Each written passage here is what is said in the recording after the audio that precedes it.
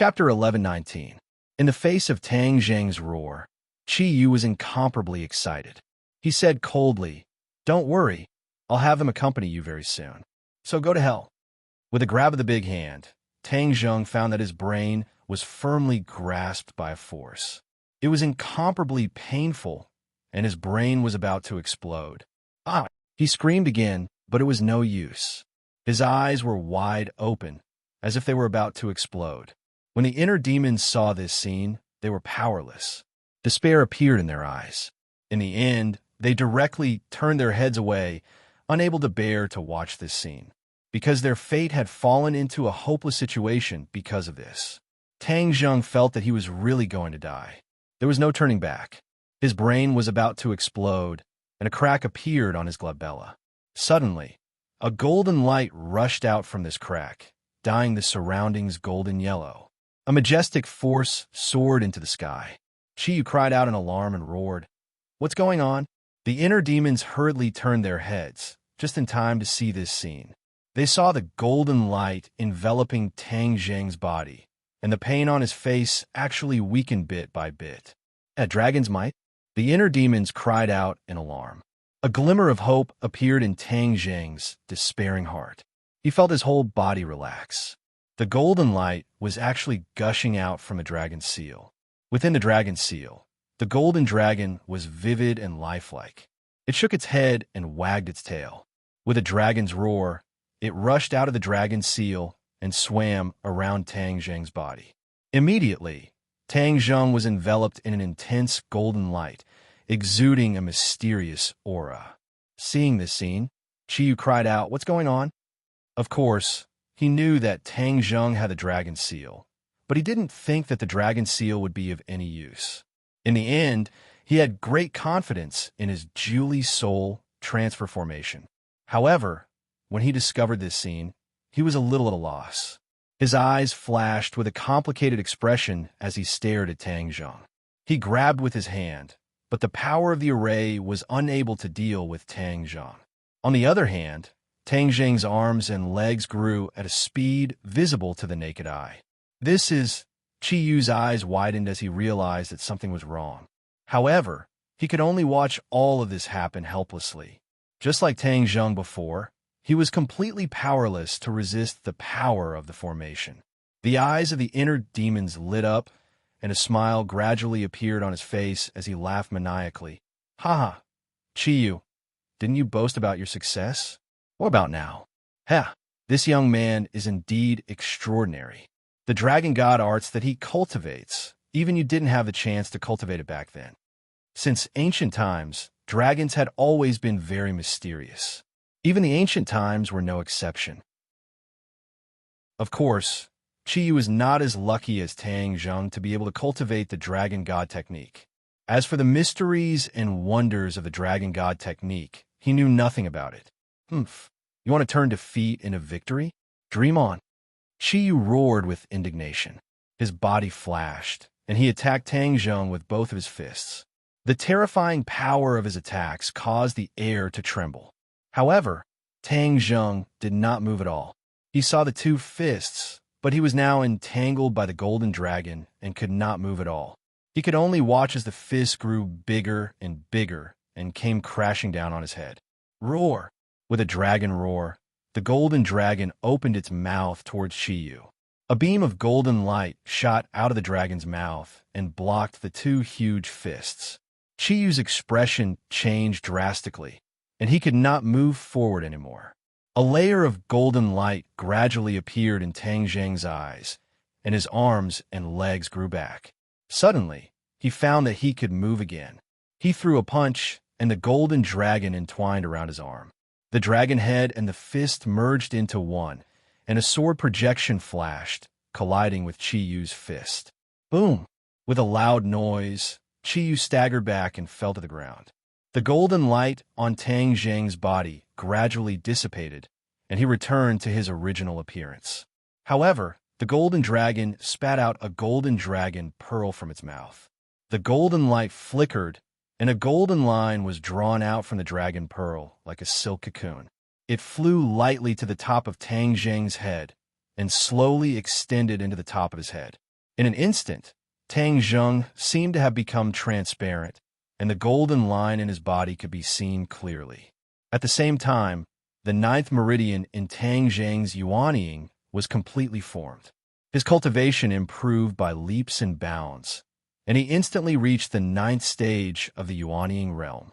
The continuous absorption of Qi Yu's blood was completely integrated into his yuanying. His cultivation improved again, and he reached the first stage of the divine transformation realm. Pa pa pa. A series of strange sounds came from his body, and at the same time, Tang Zheng slowly regained control of his body. Qi Yu noticed this and screamed in shock. How could this be? The Julie soul shifting formation had also failed. This was a trap that he had carefully prepared for tens of thousands of years, but it was broken by Tang Zheng so easily. Qi Yu realized what kind of situation was waiting for him. His heartstrings trembled, and he actually felt a trace of fear. He could actually feel fear. Not many people would believe him if he told them. But at this moment, he truly experienced this feeling. Tang Zheng regained control of his body, and when he looked around, he was shocked. He had indeed returned to the demon race, and there were demons all around him. What should he do? However, he did not have time to pay attention to the other demons for the time being, because the battle in Qi Yu's heart was not over yet. Qi Yu resisted again and fiercely attacked Tang Zheng. Break! Tang Zheng growled and punched out again. The entire space trembled violently, as if it was about to be shattered by this punch. Bam! Crack! The two fists collided, and Qi Yu's arm was twisted and broken at a speed visible to the naked eye. In the end, Qi Yu flew back like a kite with a broken string. Tang Zheng did not give him a chance to breathe. This time, he was determined to completely destroy Qi Yu. Qi was also aware of this. While still in midair, he reacted and used the last bit of his power to mobilize the last bit of power of the Julie soul shifting formation. Soul shifting formation. Qi Yu roared. Bam, bam, bam. A series of explosions sounded, and the members of the Julie soul shifting formation exploded one after another, turning into pools of blood. Except for Saint King, who luckily escaped, no one else survived. This unforeseen event really frightened many people. The people of Demon Race looked as if they had seen a ghost. They looked at this scene in disbelief, and many people screamed at the top of their lungs. Saint King's face suddenly changed, and he asked, "What's going on?" These people who died were the elites of the demon race, and in an instant, they had inexplicably exploded and died. The blow to him was self-evident. Saint King stared at Tang Zheng, hoping that he would give him an answer. But Tang Zheng was no longer Qi Yu. How could he give him an answer? He did not even look at him. Looking at this scene, 100 Face's heart skipped a beat. If Qi Yu returned, he would definitely not be able to gain any benefits. It was better to take this opportunity to escape and wait until he recovered from his injuries before deciding what to do next. With that thought in mind, 100 Faces Star Sovereign retreated to the back of the crowd without leaving a trace. Seeing that the other people's attention was firmly attracted to the big formation, he quickly disappeared like there was oil under the soles of his feet. No one noticed the 100 Change Star-Lord because they were truly frightened by this sudden turn of events. Seeing that Tang Zheng did not answer his question, Saint King's heart skipped a beat. He had an ominous premonition that something had happened. "Ancestor Qi Yu, what's going on?"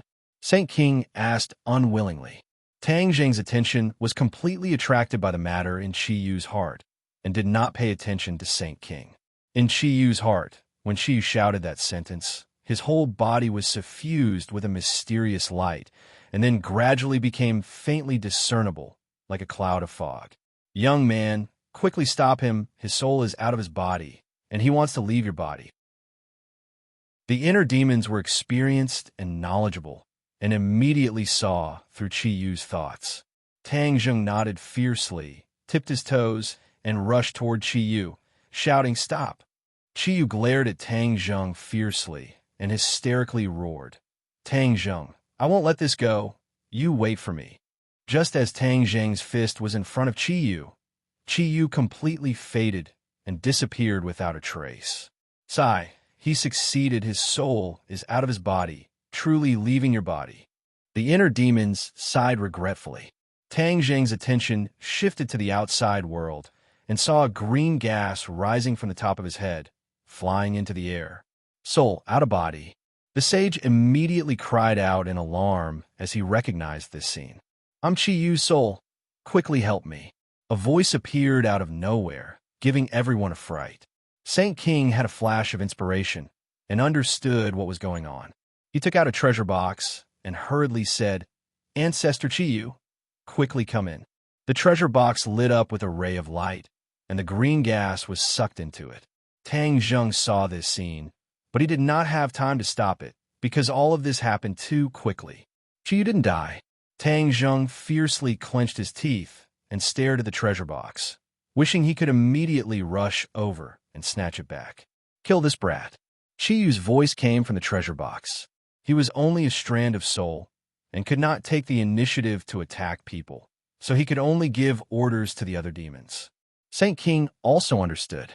Previously, Ancestor Chi Yu must have occupied this body, but later on, for some reason, Ancestor Chi Yu's soul was out of body, and he was expelled.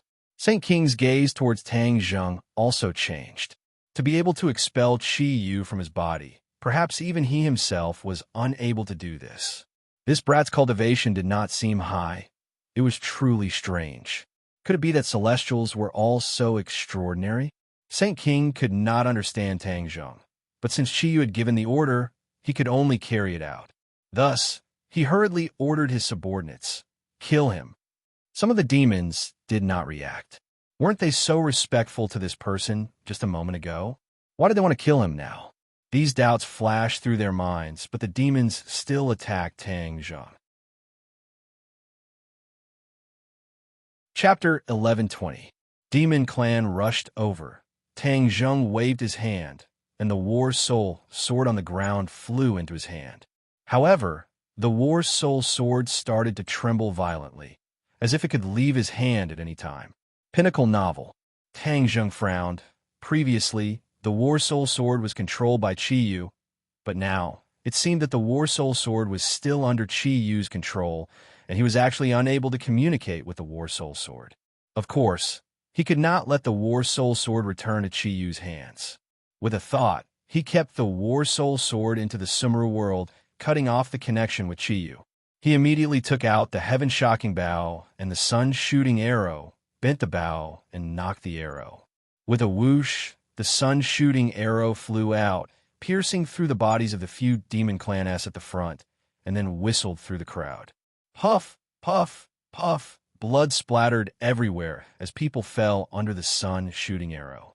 Seeing his clansmen fall one by one, Saint King's eyes were filled with killing intent. He snorted heavily and said, You're really strong. Fall down for me. The sage spread out his palm, and a fist-sized axe appeared in his palm. The axe radiated a great amount of light, and suddenly became bigger. In the end, it turned into a huge axe, and on its surface, there were complicated veined patterns engraved. Holy artifact! Tang Zheng's pupils constricted as he immediately recognized it. You still have some eyesight. It's your honor to die under my heaven-splitting axe. Saint King pointed his finger, and the heaven-splitting axe flew into the sky. It descended from the sky and fiercely chopped towards Tang Zheng. Tang Zheng snorted coldly and said, You should leave this honor to yourself. Tang Zheng moved his mind, and the sun-shooting arrow flew back, transforming into a ray of light, and collided with the heaven-splitting axe. Flowing light overflowed with brilliant colors as it spread out in all directions. The few individuals standing at the very front were affected, and they were directly sliced apart at the waist by this streak of light, dying on the spot. It was a bloody scene. Tang Zheng didn't even blink because he retreated a few meters before he could stabilize his body. He stopped and looked at Saint King in shock. He couldn't see through Saint King's cultivation, but there was no doubt that it was higher than his. Moreover, he had the help of a divine weapon like the heaven-splitting axe. Tang Zheng understood that he was no match for him, so he decided to retreat. He didn't want to face the Devil Race's army head-on. If not for Chi Yu's return, he would have returned to Huaxia long ago. The demon race had the advantage in numbers. Moreover, even Chi Yu had appeared, so he didn't dare to stay any longer. Seeing the sky-splitting axe attack again, Tang Zheng hurriedly dodged, trying to dodge. However, the sky-splitting axe's attack was fast, ruthless, accurate, and flexible. Tang Zheng had nowhere to hide. At this critical moment, a light flashed in Tang Zheng's hand as he summoned the Holy Armor Shield. Bang!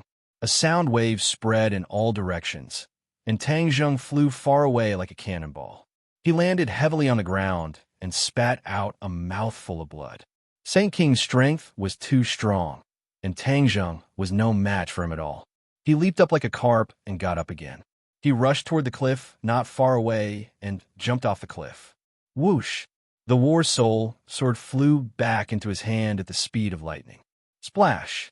Water splashed everywhere, and he fell into the sea.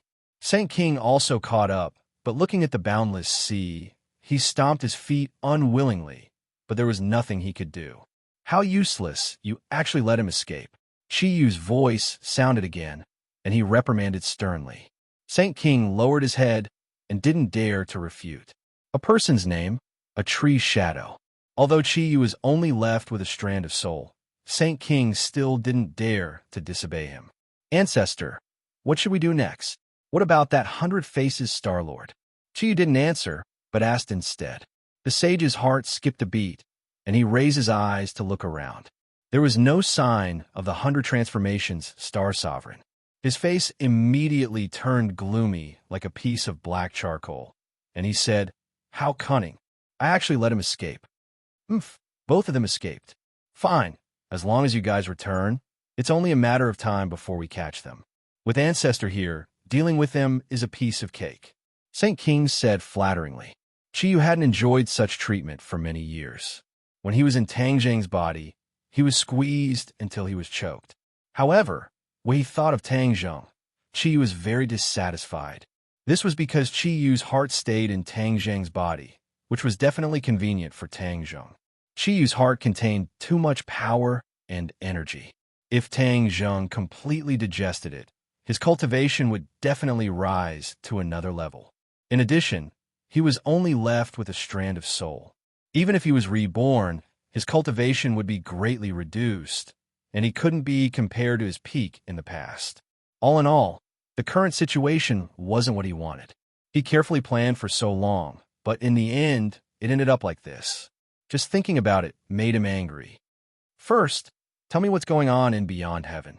Chi Yu controlled his anger and asked the question he had always been curious about.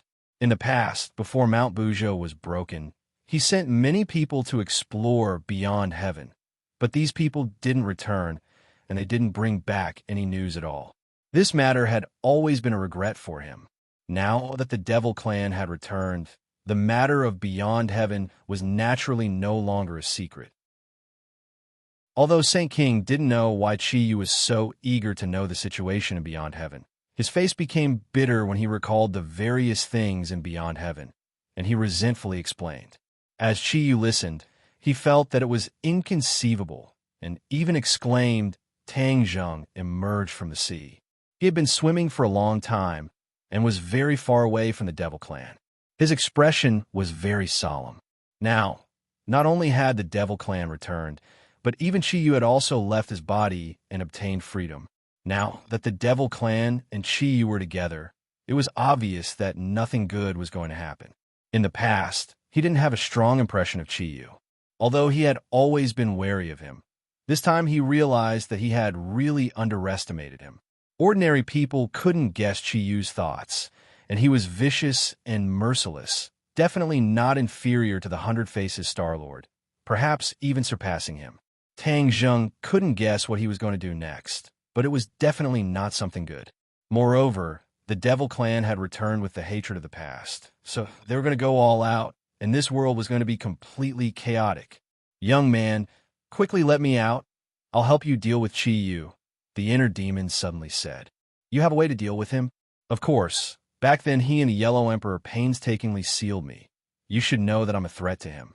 As long as you let me out, we can definitely deal with him together. The inner demons couldn't wait to say. When he saw the power of Tang Zheng's dragon seal, he gradually dispelled the idea of taking over Tang Zheng's body. He felt that it was better to find new body. As long as he could be reborn, then he would be like a fish swimming into the sea, and no one could stop him. Tang Zheng pondered. The inner demons were definitely not easy to deal with. He actually summoned Qi Yu and the Yellow Emperor to join forces to seal him. One could imagine how big of a threat he was. If he let him go, wouldn't it be like letting a tiger return to the mountain? Seeing Tang Zheng hesitate, the inner demons quickly persuaded. Young man, I'm a man of my word. I'm definitely not a treacherous villain like Qi Yu. As long as you let me out, I'll definitely help you. Okay, then I'll let you out. After a long while, Tang Zheng finally made up his mind. The inner demons were an unknown quantity, but one thing was certain, and that was that the inner demons and Qi Yu were definitely not on the same side, and there would definitely be a fierce battle between the two sides. He hoped that this could temporarily suppress Qi Yu, so that he wouldn't be too arrogant and unscrupulous. Great, you definitely won't regret this decision. The inner demons was overjoyed and quickly complimented. Tang Zheng didn't comment. His divine sense entered Qi Yu's heart and immediately saw the inner demons trapped in the cage, his face full of expectation. Can't you open this cage yourself? Tang Zheng asked. The inner demons looked bitter. I don't know what method Qi Yu used, but I can't break out of this cage. Then I'll give it a try. Tang Zheng circulated his power and punched the cage. Bang! The loud sound spread far and wide, and the cage trembled a few times, but it was safe and sound. Tang Zheng didn't expect the cage to be so sturdy. He had used all of his power, but he still couldn't shake it. The inner demon's face became more and more ugly. After thinking for a while, he suggested, try using the power of the dragon seal again. Okay. Tang Zheng circulated the dragon god technique, and the golden dragon immediately flew out of the dragon seal and coiled around his arm. Roar! Amidst the dragon's roar, Tang Zheng's fist once again hit the cage. Bang!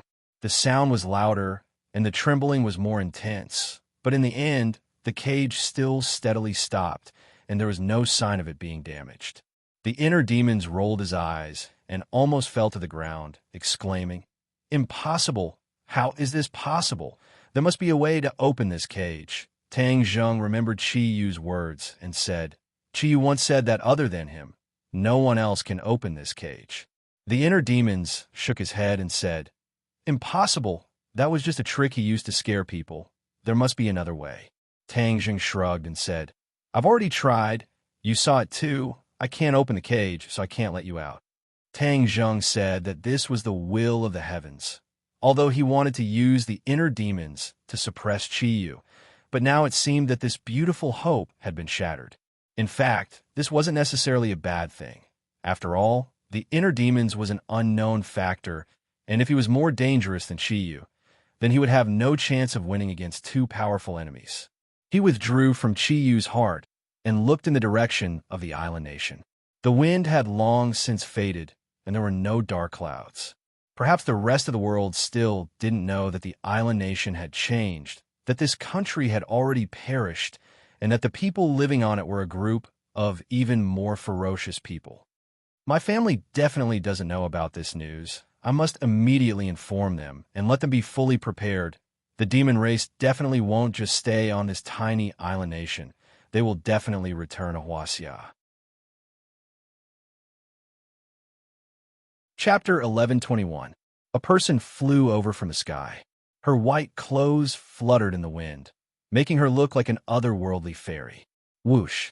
Even though they were far apart, Tang Zheng was able to recognize her from her familiar aura. He leaped up and flew up from the sea. He rushed into the air and shouted, Fu Yao! The Empyrean fairy looked down and saw Tang Zheng. She asked in surprise, Why are you here? The two of them landed on the surface of the sea. Their feet stepped lightly on the water as if they were walking on flat ground. Tang Zheng sighed. It's a long story. Why are you here? The Empyrean fairy could not hide the seriousness between her eyebrows. She glanced in the direction of the island nation and said, I found a strange phenomenon in the island nation. Did something happen? Tang Zheng said solemnly, The Devil Clan has returned. What? The Empyrean fairy raised her eyebrows. She could not hide her surprise. How many of them? I don't know. Anyway, there are many of them. There are many experts among them. Tang Zheng said in a deep voice. He looked at the Empyrean fairy with a strange look in his eyes. Hey, your aura has changed a lot. Could it be that your power has increased greatly? The Empyrean fairy absorbed the energy of the crystals on the island, so her power would naturally increase. However, Tang Zheng felt different. The Empyrean fairy gave him an unfathomable feeling. This was not as simple as a little improvement. A hint of joy flashed across the Empyrean fairy's face. She said, "Didn't your cultivation also improve a lot? You actually reached the first grade of the semi-god realm so quickly. Did you have a fortuitous encounter?" Tang Zheng smiled bitterly. "It's not a fortuitous encounter. It's just a narrow escape. I almost lost my life." After a pause, Tang Zheng asked again, "What's your cultivation level?" "The first grade of the Mahayana realm." "So high?" Tang Zheng exclaimed. The Empyrean fairy had only been in the divinity transformation stage. It was commendable for her to break through that threshold so quickly. "If it weren't for your crystals, I wouldn't have been able to progress so quickly," Empyrean fairy said emotionally. Tang Zheng's heart skipped a beat. He asked, "What about the crystals?" The Empyrean fairy understood what he was thinking and said, "The crystal has shrunk a lot. In time, it will be completely absorbed. At that time, the Scarlet Lunar Beast will be able to come out." Tang Zheng was overjoyed. That's great. The Scarlet Lunar Beast was hiding too many secrets, especially the secrets about the outer heaven. Once the Scarlet Lunar Beast was freed, perhaps he would have the chance to find out. Besides, now that the demons have returned, Qi Yu will definitely know about the situation in the heavens beyond. On the other hand, Tang Zheng and the others were at a loss. He really didn't like this feeling. "You just said that you had a narrow escape. Could it be related to the return of the demons? You've already fought them head-on." The Empyrean maiden suddenly thought of something and asked curiously. Tang Zheng smiled bitterly. "You guessed right. Let me tell you bit by bit." After Tang Zheng finished speaking, the Empyrean fairy fell into deep thought. Her expression became more and more serious. She said, "Qi Yu and the inner demons have always been in your body." Obviously, this was unexpected news. Tang Zheng didn't mention it to anyone else. Tang Zheng nodded. At this point, there was no need to hide it anymore. The Empyrean fairy looked at him deeply. She didn't pursue the matter. She understood that everyone had their own secrets. It was impossible to tell everyone. The ever-changing Star-Lord is such a troublemaker. He actually activated the mountains and rivers blood sacrifice formation and used the lives of an entire nation to summon the demons back. He's insane, the Empyrean fairy said in a stern voice. At this point, we should think of a countermeasure. The demons have Qi Yu and so many experts. We may not be their match. Tang Zheng said in a deep voice. The Empyrean fairy nodded. "If I didn't meet you, I would definitely make a trip to the island nation. Since that's the case, there's no need to go." The Empyrean fairy wasn't afraid of the demons. She knew that what was done. Even if she went to the island nation, she wouldn't be able to change the situation. On the contrary, it would let the demons know that she had reached the Grand Ascension realm. They would be more cautious and have fewer openings. The demons were currently very arrogant. They would definitely make a rash move and make mistakes. Once this mistake was made, they would be able to give them a fatal blow. This was a brilliant countermeasure. Tang Zheng was extremely intelligent and immediately understood the Empyrean fairy's thoughts. He said, "Let's go home first." In the capital, when they returned, they found that there were many strange people around their house. However, because of the protection of the formation, these people could only watch from afar and couldn't set foot in the villa. When they saw Tang Zheng return, there was a strange movement in this group of people. Tang Zheng coldly swept a glance and saw a person walking over with large strides. Tang Zheng stopped and narrowed his eyes. He judged that this person was definitely from the government because of his official aura. Sure enough, this person walked in front of Tang Zheng and said with a serious expression, "Tang Zheng, please come with us and cooperate with an investigation." Tang Zheng frowned and asked, "What investigation? Everyone knows what you have done in the island nation. Kidnapping the emperor in front of everyone has already caused a dispute between countries. The island nation has already protested to us and asked us to hand you over." Tang Zheng's mouth revealed a trace of ridicule and said, "It seems like you don't know what happened in the island nation." "Of course I know. Kidnapping the emperor is an extremely terrible and terrifying act. You will become the public enemy of the entire world." Tang Zheng was already sure that this person did not understand the real situation and asked back, "The island nation no longer exists. What's the use of threatening me?" "No longer exists? What nonsense are you talking about? Do you think you can escape responsibility with this nonsense?" Tang Zheng rolled his eyes. He was too lazy to waste his breath on someone who did not understand the situation. He turned and walked while saying, "I'm in a bad mood. You better not ask for a rebuff. If you want to capture me, I'll be waiting for you. You better go back and understand the situation. What exactly happened in the island nation?" "Stop!" The person who came shouted loudly. His mission was to bring Tang Zheng back for investigation, but he did not expect that Tang Zheng would not cooperate at all. Just as he was about to reach out and grab him, he found that he had touched an invisible wall. Then he was fiercely bounced back and sat on the ground, watching Tang Zheng enter the villa. Tang Zheng did not have the energy to pay attention to such a small character. As for who he was on, he was not at all interested. Compared to the intrigue in the officialdom, the demon race was the most troublesome problem. Tian Chanzi had already received a call and was waiting at home. He was someone who had seen the Mountain and River blood sacrifice array with his own eyes. So, although he was far away, he was still certain that the island nation had activated the Mountain River blood sacrifice array again. He was about to rush over to investigate when he received a call from Tang Zheng. After a few words of explanation, he anxiously waited at home.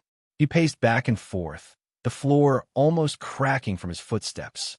The others also returned home one after another, their expressions grave. Although they did not know what exactly had happened, they had already realized that the matter was definitely very serious. Otherwise, Tang Zheng would not have called them back one by one, and even Tang Linger and Princess were called back. Only Mu Hongyan was still dealing with the follow-up problems in the pharmaceutical factory and could not return for the time being. However, he had also sent more Witch Clan warriors to protect him, with Yi Yuan personally leading the team. When the two of them returned to the villa, a ray of light flashed in a backyard, and the transmission array was activated. After the light disappeared, the Witch Clan elder appeared. The hall of the villa was already filled with people. Wu Junshan and Lan Yu were also among them. When Tang Zheng and Empyrean Fairy walked in, everyone immediately looked at him in unison, and many people stood up. Tian Chanzi suddenly stopped in his tracks, walked towards him with long strides, and asked, "You said that the demon clan has returned. What exactly is going on?" He did not explain it clearly on the phone, but Tian Chanzi's heart felt like it was being scratched by a cat, as he desperately wanted to know more details. The others did not know about the return of the demon clan, but when they heard this, they were all shocked and looked at Tang Zheng without blinking. Tang Zheng's expression was serious. He swept his gaze across the crowd, looked at their worried expressions, and said, "The demon clan has indeed returned, and it is not like last time when there were only 100 or so people. This time, there are thousands of people, and it is the main force of the demon clan." The demon clan was a part of the cultivators, and they were cruel and unscrupulous. Back then, New Era had expelled them to the sky beyond heaven, and now that they had returned in large numbers, they would definitely come for revenge. At that time, they would definitely be in a terrible situation, and as for how the demon clan returned, all of this was caused by the Hunter Transformation Star-Lord. Tang Zheng spoke tirelessly, explaining the whole story clearly. When everyone heard that the island nation had been annihilated, they all turned pale with fright and cried out in alarm. A chill ran from the soles of their feet to the top of their heads. This move of the Hunter Transformation Star-Lord was indeed too ruthless. The hall was very quiet. No one spoke for a long time, as they were all immersed in shock. When the Witch Clan elder heard that Chi Yu was not dead, The wrinkles on his face trembled a little, and his expression was complicated. Seeing that no one else spoke, the elder said, "Sir Envoy, Chi Yu is the ancestor of the Witch Clan and has a deep relationship with the Witch Clan. Can we persuade him to stop and not harm innocent people?" Tang Zheng looked deeply at the elder. This time, he had specially invited the elder over because he did not want to hide it from him. The Witch Clan was a member of the Ninely tribe and had a deep relationship with Chi Yu. If he did not tell him the truth now, it would cause him to be unhappy in the future. As for what the Witch Clan would choose, he believed in his own judgment. He had been in contact with the Witch Clan for so long, and he thought that he understood the Witch Clan very well. The Witch Clan was a simple and kind race. They did not have the cruelty and ruthlessness of the Demon Clan.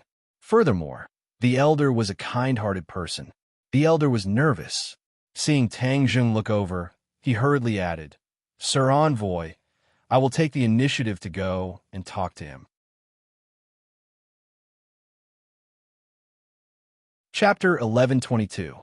Although Tang Zheng did not agree with his opinion, the elder was not angry. Compared to the rumors of Chi Yu, he trusted Tang Zheng even more. If not for Tang Zheng, the Witch Clan would probably still be trapped in the 10,000 huge mountains. Tang Zheng had given the Witch Clan a new lease on life, and the entire Witch Clan was deeply grateful. Then what should we do, Lord Envoy? Tang Zheng fell into deep thought, and the others also fell into deep thought. Suddenly, Tian Chanzi raised his head and said, "We are weak. Even with the addition of the martial artists, we are not a match for the Devil Clan. We must find help." "Where is the helper? Could it be that we are going to find Lord Ji Wuxiang?" Wu Junshan asked doubtfully. Wu Junshan and Ji Wuxiang's enmity was not small. How could he bow his head to him? Tian Chanzi shook his head. Ji Wuxiang may not be a match for the Devil Clan. For thousands of years, who is the only one who can resist the Devil Clan? The righteous path. Everyone thought of an answer in their hearts. The Devil Clan was very united, but the righteous path was a large-scale concept. The righteous path was derived from the Yellow Emperor's tribe and eventually evolved into many sections. These sects were not as united as the Devil Clan, and each of them governed their own affairs. Although their combined strength was strong, they had not completely exterminated the Devil Clan after so many years.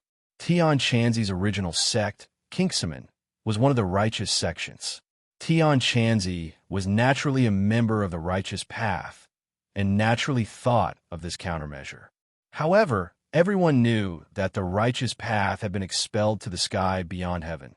So where could they find the righteous path? Tian Chanzi turned his head and looked at Tang Zheng with a burning gaze and asked, "Heaven and Earth Xian Stone, how many have you collected?" Tang Zheng's head moved and said, "You want to rebuild the Heaven Stairway?" Tian Chanzi did not deny it and said, "This is the only way." Tang Zheng's expression became serious. He couldn't help but think of Yin Qingyi's prophecy about the end of the world. The stairway to heaven was mentioned in the prophecy. In that scene, the stairway to heaven had been successfully rebuilt. Tian Chanzi suggested to rebuild heavenly chess. Could it be that the prophecy was going to come true? Tang Zheng subconsciously rejected the idea of reforging the stairway to heaven. No, the sky beyond heaven is definitely not a paradise. Otherwise, the devil race would not have gone through so much trouble to come back to this world. If we reconstruct the stairway to heaven and connect it to the sky beyond heaven, what if something goes wrong? Tang Zheng raised his concerns. Tian Chanzi disagreed and said, "We can't guess the demon race's thoughts. As for the dangers of the sky beyond heaven, there is also a righteous path. As long as we take back the righteous path, then destroy the stairway to heaven. This way, we can fight back against the demons and prevent this world from falling into the hands of the demons." Tang Zheng obviously understood that this was a method, but he still subconsciously resisted this point and chose to remain silent. Tian Chanzi asked, "Tang Zheng, when you were collecting heaven and earth blackstones, there were a total of 99 heaven and earth blackstones. Did you collect them all?" Hearing about heaven and earth blackstones, Tang Jing's eyes flashed with a bright light and said, "Who said it has to be the righteous path? I have a way to deal with the demons." "What way?" Everyone was very curious and looked at him without blinking. "Release the 5-clawed golden dragon," Tang Zheng said in a powerful voice.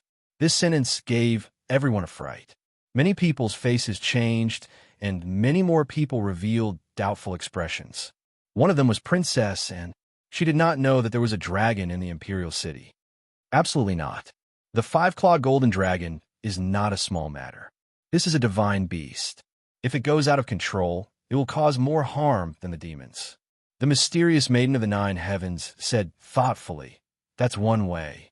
During the Battle of the Imperial City, she, Tang Zheng, and the 100 Transformation Star Lord had personally witnessed Tang Zheng's actions of suppressing the 5-clawed golden dragon, leaving a deep impression on her. When the others saw that Empyrean Fairy supported Tang Zheng, their expressions were different. Fang Shishir said, "Tang Zheng definitely has his reasons for making this decision." Yi Dingdang, Wu, and Lu Qingmei nodded at the same time. In the hearts of these women, of course they unconditionally believed in Tang Zheng. The others were hesitant. Tang Zheng glanced at Empyrean Fairy and said, "Although the 5-clawed golden dragon is a divine beast and is extraordinary, I can't control it and make it not dare to stir up trouble. This way, we can resist the demons." "Will it listen to your orders?" Lan Yu asked worriedly. As a mother, she was most worried about her son's safety. Tang Zheng smiled and said, "This is not up to it.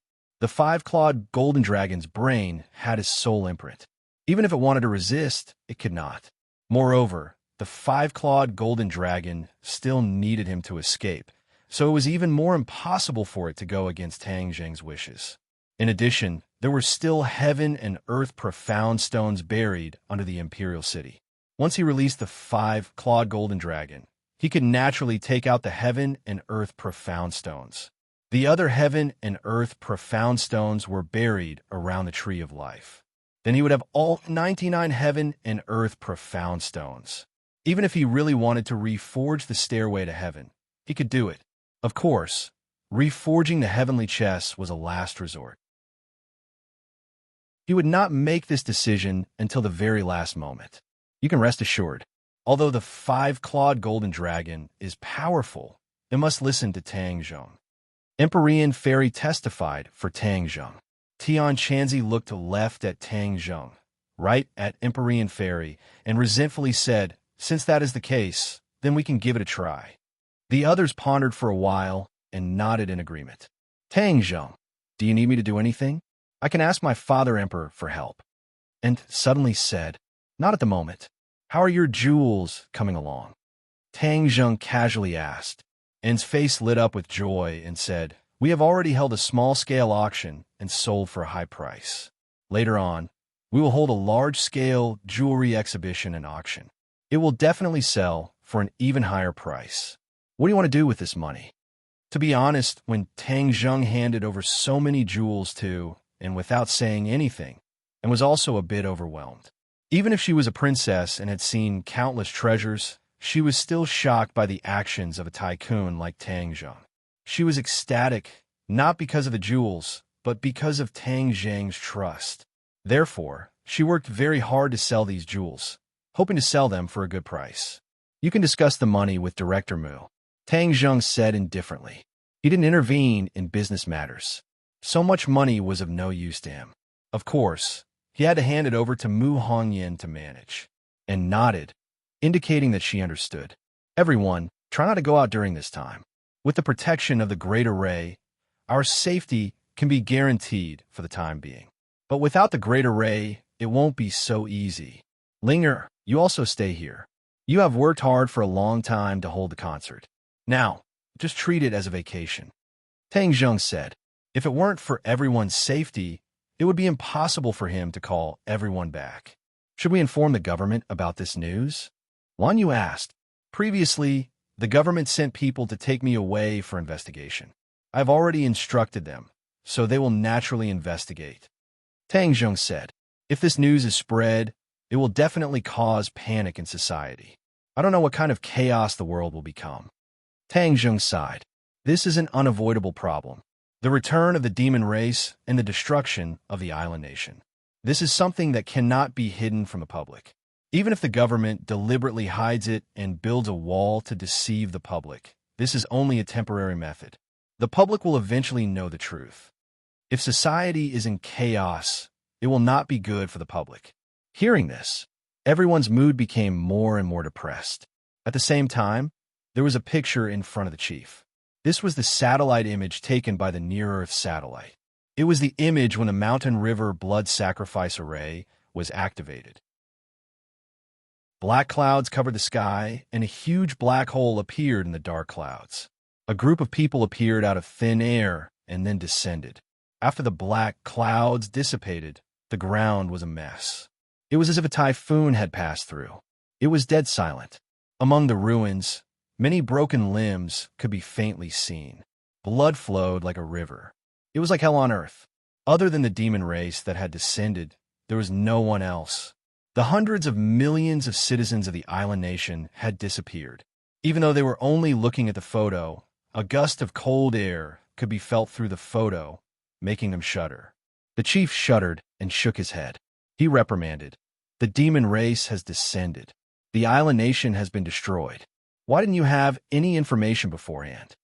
Chief, please calm down. We also don't know who activated the Mountain River Blood Sacrifice Array. Moreover, this array is more powerful than before. No one would have thought that someone would use an entire country as the price in exchange for the return of the demon race. The subordinate answered submissively. He tried his best to suppress the trembling in his voice. Then who activated the Mountain River Blood Sacrifice Array? The chief took a deep breath, but he was still unable to suppress his anger. From the picture, it was clear that the return of the demon race's army would be a huge test and crisis for the government. No matter how resourceful and confident the chief was, he couldn't help but feel uneasy and guilty. He was becoming more and more aware of the power of cultivators. The subordinate almost buried his head in his knees. He answered in fear, "We also don't know." At that time, there was only Tang Zheng, the emperor, and the Hundred Faces Star-Lord. However, according to our previous experience, the Hundred Faces Star-Lord had activated the Mountain River Blood Sacrifice Array once. This time, it might have been his doing.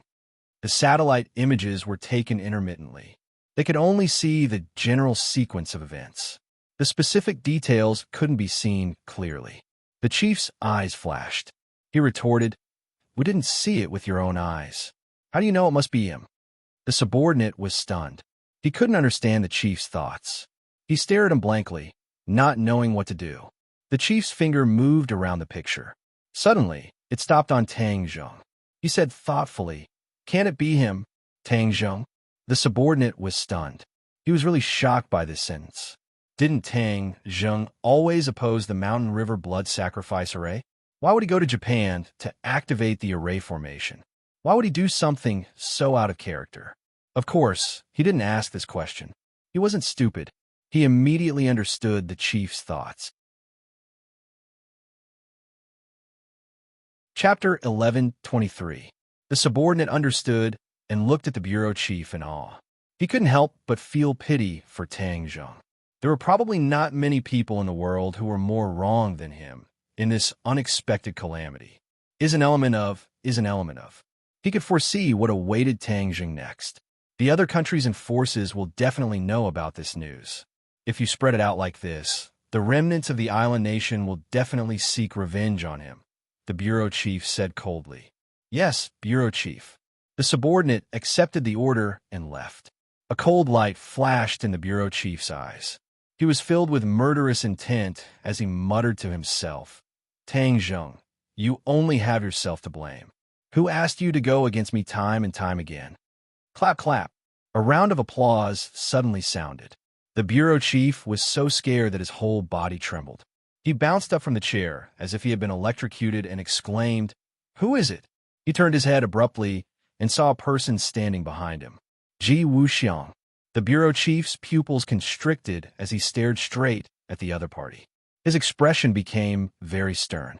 "You still dare to come here?" Suddenly, the bureau chief realized something and exclaimed, "How did you get in?" This was an impenetrable fortress with tight security. Not to mention the rumor that Ji Wuxiang didn't know any martial arts. Even if he was an expert, it would be extremely difficult for him to appear behind him without a sound. This was definitely a major mistake in the security system. Ji Wuxiang looked at him with a smile and said, "Haven't you been looking for me? Aren't I here now? Bureau Chief, you really have good methods." Without shedding any blood, with just a few simple words, you have made Tang Zheng the public enemy. I admire you, I admire you. Although he said that, there was a hint of mockery in his words, which made the bureau chief very angry. He couldn't help but scold him furiously, "Don't talk nonsense. This matter was originally done by Tang Zheng. How can I accuse him unjustly? Since you say it's not unjustly, then it's not." Ji Wuxiang shrugged and didn't intend to dwell on this matter. "How did you get in?" The bureau chief asked again, unwilling to give up. "Although your place is heavily guarded, like an iron bastion, and may be effective against others, for me, it is as easy as walking on flat ground," Ji Wuxiang said confidently. The bureau chief furrowed his brows. He was enraged by this provocation. "Your backer has already fallen, and you still dare to come here. Looks like you're not as smart as the rumors say. You also have a stupid side," the bureau chief said sarcastically in disdain. Ji Wuxiang was unmoved and said, "You're not qualified to judge whether I'm smart or not. As for my backer, let me tell you, I don't need to rely on him anymore." "Why do you have to say that? Without a backer, you're nothing," the bureau chief mocked. Ji Wuxiang put on a fake smile and said, "That's not necessarily true. When have you ever seen a great lord need a backer? He himself is the backer." "Ha!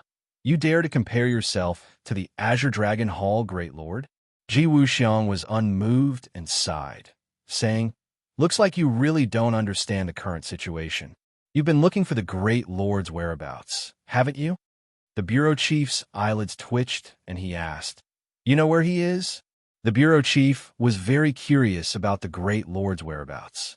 After they parted, the Great Lord seemed to have disappeared from the face of the earth. There was no trace of him. "Ha, of course I know. I'm afraid no one in this world knows the answer to this question better than me." Ji Wuxiang laughed loudly. "You're that close to the Great Lord?" The bureau chief was shocked. "Of course, because I am the Great Lord." Ji Wuxiang's gaze turned cold as he stared straight at the bureau chief and said firmly, "What?" The bureau chief was stunned. He looked at Ji Wuxiang from head to toe as if he wanted to see the similarities between him and the Great Lord. But after looking for a long time, he still didn't think that Ji Wuxiang was the Great Lord. The bureau chief mocked, "Haha, you're really delusional. Do you think you can fool my mother with this kind of question? Why would I lie to you?"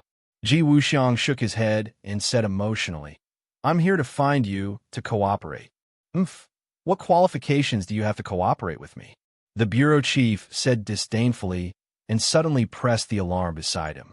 Woo woo woo. The alarm went off and the door was suddenly pushed open. A few palace experts rushed in. When they saw Ji Wuxiang in the room, they were all shocked. They acted as if they were facing a great enemy and attacked him without saying anything.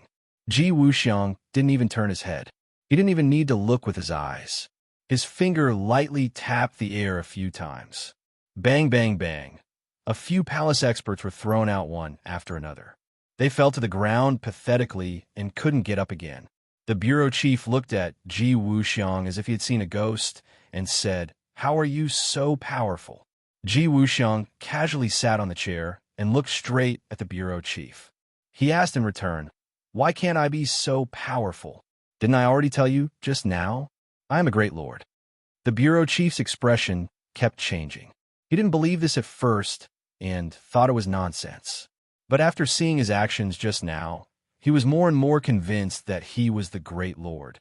This change was very strange and made the bureau chief feel a little uneasy. This was a question he had never thought about before. Back then, when Ji Wuxiang fought with Tang Zheng, he even used Azura. Because of the celestial chess, the chess club was cut off from the outside world. So, no one knew about Ji Wuxiang's true identity. Even the bureau chief was no exception. Ji Wuxiang looked deeply at the bureau chief, as if he had seen through his thoughts. He said, "Since you already believe this, then we can continue our discussion. What do you want?"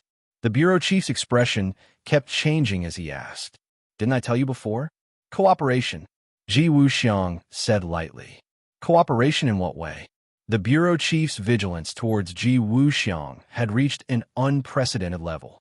Ji Wuxiang had hidden it so deeply. He must have a plan, and coming to find him at this time, it probably wasn't anything good. Ji Wuxiang didn't care about the bureau chief's thoughts and said, "You already know about the return of the Devil Clan. Next, if we cooperate, we can ensure that this country will be safe from disaster." The bureau chief's heart moved. He didn't have a good idea about the return of the Devil Clan. Since Ji Wuxiang came knocking on his door, why not listen to his idea? "What idea do you have?" "I've created a celestial chess. This celestial chess is equivalent to a defensive array. It can protect this country from the attack of the Devil Clan." Ji Wuxiang said solemnly. The bureau chief snorted. "Don't think that I don't know about arrays. What array can protect a country? Our country is so big. What kind of array formation could be so powerful?" Ji Wuxiang said confidently, "Other arrays can't. But my celestial chess is worlds apart from arrays. You can only understand it as an array. In short, you have no other choice but to cooperate with me. My celestial chess can protect you. Otherwise, the island nation will be your lesson." The bureau chief's eyelids twitched. "Don't scare me. The great Huaxia isn't something that an island nation can compare to. With the return of the Devil Clan, do you think there's any difference between an island nation and Huaxia?" "Ji Wuxiang, the Devil Clan was expelled from this world by you martial artists. Even if they return, they will first find you martial artists for revenge. Especially your Azure Dragon Palace, which is the direct line of New Era. Tell me, if the Devil Clan knows about this, will they come to deal with me or deal with you first?" The bureau chief didn't give up and retorted with certainty. Ji Wuxiang wasn't afraid. The Azure Dragon Palace was left behind by New Era. But do you think that the Devil Clan is so benevolent? This time, with their return, without the suppression of the righteous path, won't they get involved in this great country? You're thinking too simply. The bureau chief's heart skipped a beat. He had to admit that Ji Wuxiang had hit the nail on the head. What he was most afraid of was that the Devil Clan would target the authorities. That would make them anxious. The bureau chief's expression flickered. He glanced at Ji Wuxiang and said, "There's no free lunch in this world. You said that the heavenly chess can protect Huaxia. What's in it for you? Also, you can't be doing this for free, right?" Ji Wuxiang smiled and said, "The bureau chief is a smart person. Of course I have conditions." "What conditions?" "The heavenly chess is not perfect yet. I need you to help me perfect it." The bureau chief was stunned for a moment, then laughed out loud. "I thought that the heavenly chess was very powerful. So it's not complete at all. That's just your imagination. I'm not lying at all. It's just that the heavenly chess is not perfect. As long as you help me, in the future, Huaxia will be a country that no one can attack. The other countries can only bow down to you. The ceremony of all nations, you don't want this kind of prosperous era, right?" Ceremony of all nations. This sentence undoubtedly hit the bureau chief's soft spot. As a person in power, what was his greatest wish? To leave his name in history and be passed down through the ages. If Huaxia could really recreate the prosperous era of the ancient ceremony of all nations, then he would definitely be able to achieve his wish. The bureau chief hesitated for a long time before asking, "Then how can I perfect the heavenly chess?" "The heavenly chess needs the power of the stars to be completely perfect. I can activate the heavenly chess and make the power of the stars descend. However, this speed is too slow, so I need enough people to practice the heavenly chess. From there, I need enough people to practice the heavenly chess in the shortest time possible so that the heavenly chess can absorb enough power of the stars. Then, I will succeed and achieve the goal of protecting the whole of Huaxia," Ji Wuxiang said. "What can I help you with?" "People." Ji Wuxiang stretched out a finger. "I need 100,000 people to practice the heavenly chess." "So many people?" "Yes, and these 100,000 people must be well-trained and listen to orders. In this world, only soldiers can do this. So I need you to give the order to gather 100,000 well-trained elite soldiers to help me." This was the idea that Ji Wuxiang came up with after thinking hard for a long time. Tang Zheng couldn't help him perfect the heavenly chess. In fact, he even lost a few of the chess players that he had painstakingly trained for many years. It was very difficult for him to perfect the heavenly chess.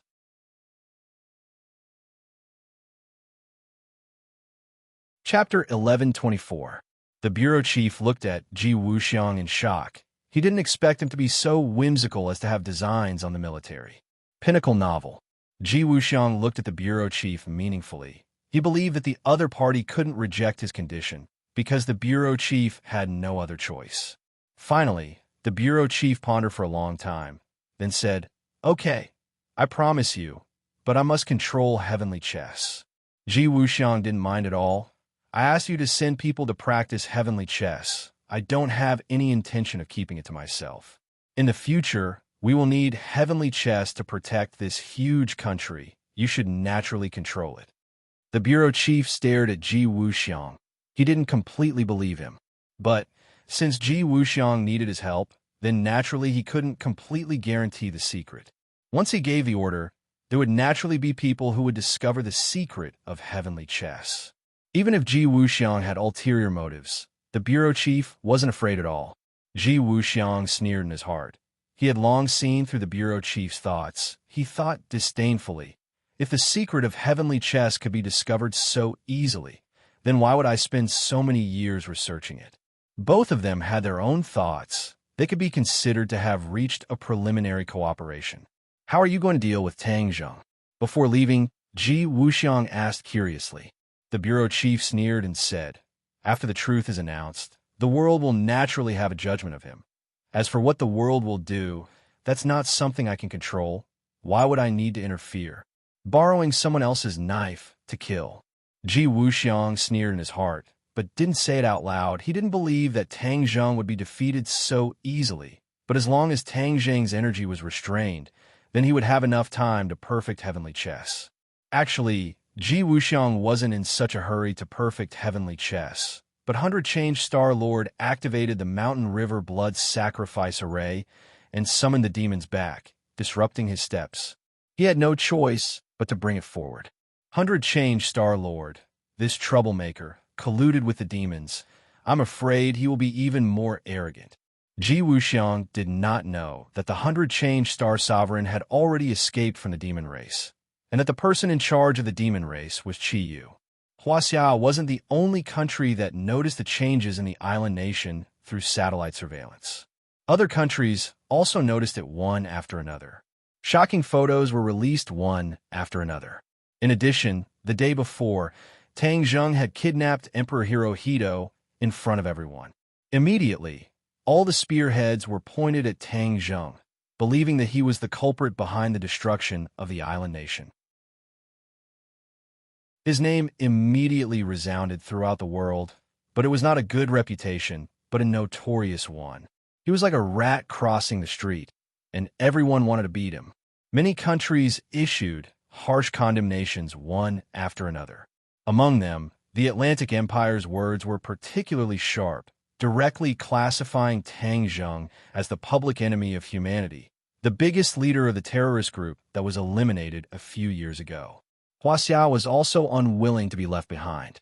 She strongly condemned and cut ties with Tang Zheng, indicating that Huaxia had nothing to do with this matter. Of course, there were exceptions. Sweden chose to remain silent.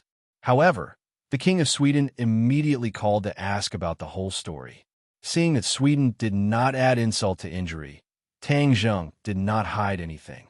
He roughly explained what had happened in the island nation and the dangerous situation in front of them. No matter how turbulent the situation outside was, Tang Zheng did not take it to heart at all, as if he had nothing to do with it. However, other people were indignant and wanted to seek justice for him. Someone must have fanned the flames and deliberately poured dirty water on you. We can't just let it go. Fang Shishir was kind-hearted, but she was also angered by this matter. If other people were targeting him, She could choose to turn a blind eye, but the other party was targeting her beloved. She couldn't stand it. Yi Ding-dang had a fiery temper and hated evil. She clenched her fists and gritted her teeth in hatred. If the tiger doesn't show its power, do you think we're sick cats? This matter couldn't be clearer. Who has the power to announce this news to the world? Everyone is well aware of this. Chief. This answer popped up in everyone's minds at the same time. It was no secret that Tang Zheng and the chief did not get along. They were just at peace for the time being. Moreover, he had sent people to try to take him away. These people were rejected and must have held a grudge, so they deliberately poured dirty water on him. What a ruthless move.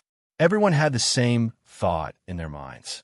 They were furious and wanted nothing more than to rush into the courtyard house with high walls and confront him face to face. They wanted to explain everything clearly. Tang Zheng, on the other hand, was the quietest and did not mind. He lightly looked at the crowd and advised, "Everyone, don't be so agitated. Their mouths are on their bodies. Let them say what they want. It's not like I will lose a piece of meat. This is a matter of reputation. Moreover, this crime is too serious. It's simply against humanity. How can we sit back and do nothing?" Tang Zheng faintly smiled and said, "Since he used this kind of despicable method of pointing at a deer as a horse, it means that he has reached the end of his rope, so we can be at ease."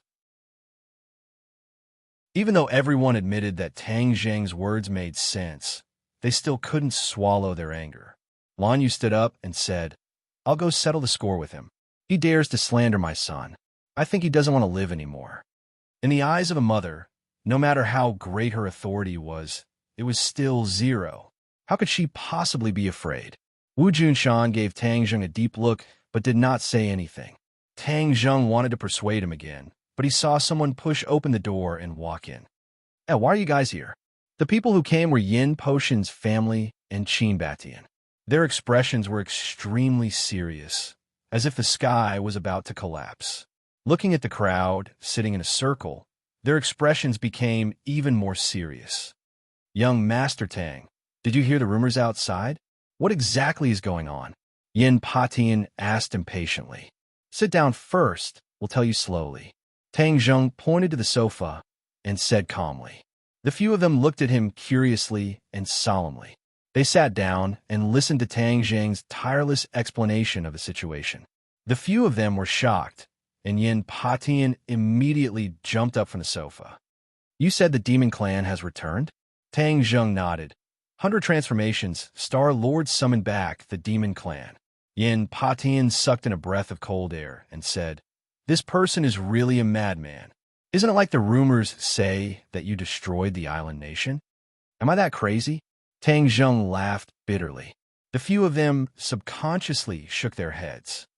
"Who is so vicious to actually make you take this blame?" "Chief."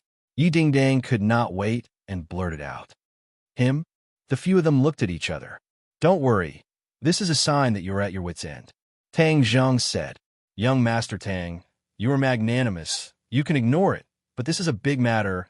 You have no choice but to come up with a plan. Otherwise, after your reputation is ruined, the impact on you will be too bad." Yin Patian said earnestly, "Yes, we can't remain silent." Qin Batian nodded. Tang Zheng was a great benefactor to him, and seeing that his benefactor had been framed, he was also holding back a wave of anger in his heart. "Everyone, you really don't need to care about this. The most important thing right now is to deal with the demon clan. You must be careful when you return. If there are any abnormalities, tell me immediately. You must not use force." Tang Zheng warned. The few of them nodded in agreement with different expressions. Yan Xingyi took a step forward, looked at Tang Zheng with a burning gaze, and said, "I prophesied a new scene." Hearing this, everyone was shocked and looked at her. Everyone knew that Yan Xingyi's prophecy technique was extremely profound. Seeing that everyone was looking at him, Yan Xingyi looked at Tang Zheng with a puzzled expression and said, "The scene of the prophecy this time is extremely strange. It is a great battle between two camps, the heavens and the earth. The earth and sky are turned upside down. It is extremely tragic." "A battle between two camps?" Tang Zheng was slightly startled. Are we among them? Yan Qingyi thought for a while, then shook his head and said, I didn't see you guys this time, but I'm sure that it is still our world. These two groups of people are obviously cultivators, and their fighting strength is extremely strong. Everyone looked at each other, feeling extremely puzzled. Do you know anyone among them? Tang Zheng narrowed his eyes and asked. Yes, Yan Qingyi said in an earth-shattering manner. Who? Yi Meiyu. What? Everyone was shocked, as if they had seen a ghost. They all widened their eyes and looked at each other in dismay. No matter what, they never thought that it would be this answer. Tang Zheng was surprised, but he fell into deep thought. Yi Meiyu was no longer the same as before. She had already absorbed the power of the incubus and could be considered an expert. What did it mean for her to participate in this battle? He shook his head fiercely, unable to figure out the reason behind it. Did you really see it clearly? Yin Patian could not help but ask. He knew a little about Yi Meiyu. Moreover, the results of his investigation a while ago showed that Yi Meiyu was completely different from usual. Although Tang Zheng did not explain why later on, he also realized that Yi Meiyu was different. This time, her figure actually appeared in the prophecy, which was even more intriguing. He couldn't help but look at Tang Zheng curiously, guessing that perhaps Tang Zheng knew the answer. Seeing that everyone was looking at him, Tang Zheng asked Yan Qingyi, Have you seen another person, Lu Wuxin? Yan Qingyi frowned suspiciously. Hearing Tang Zheng describe Lu Wuxin's appearance bit by bit, Yan Qingyi closed her eyes and recalled that scene. Suddenly, she opened her eyes and said, There's her. Who is Lu Wuxin? Tian Chanzi could not help but ask curiously. Back then, Tang Zheng did not tell everyone about Yi Meiyu and Lu Wuxin, because this was related to Qi Yu. Qi Yu is the big secret hidden in his body, so he did not easily show it to others. Lu Wuxin was a female general under the Yellow Emperor in the ancient era. She had a brilliant battle record. Empyrean Fairy spoke first. Empyrean Fairy had a high temperament and knew a lot about the strong women in history. Of course, she misunderstood and missed the female general under the Yellow Emperor in the ancient era. A female general under the Yellow Emperor? Everyone was shocked. They never thought that this matter would actually involve someone from the ancient era. Other than the 100 Transformation Star-Lord, why would someone from the ancient era appear? That's right, it's already been over 10,000 years. Why isn't he dead yet?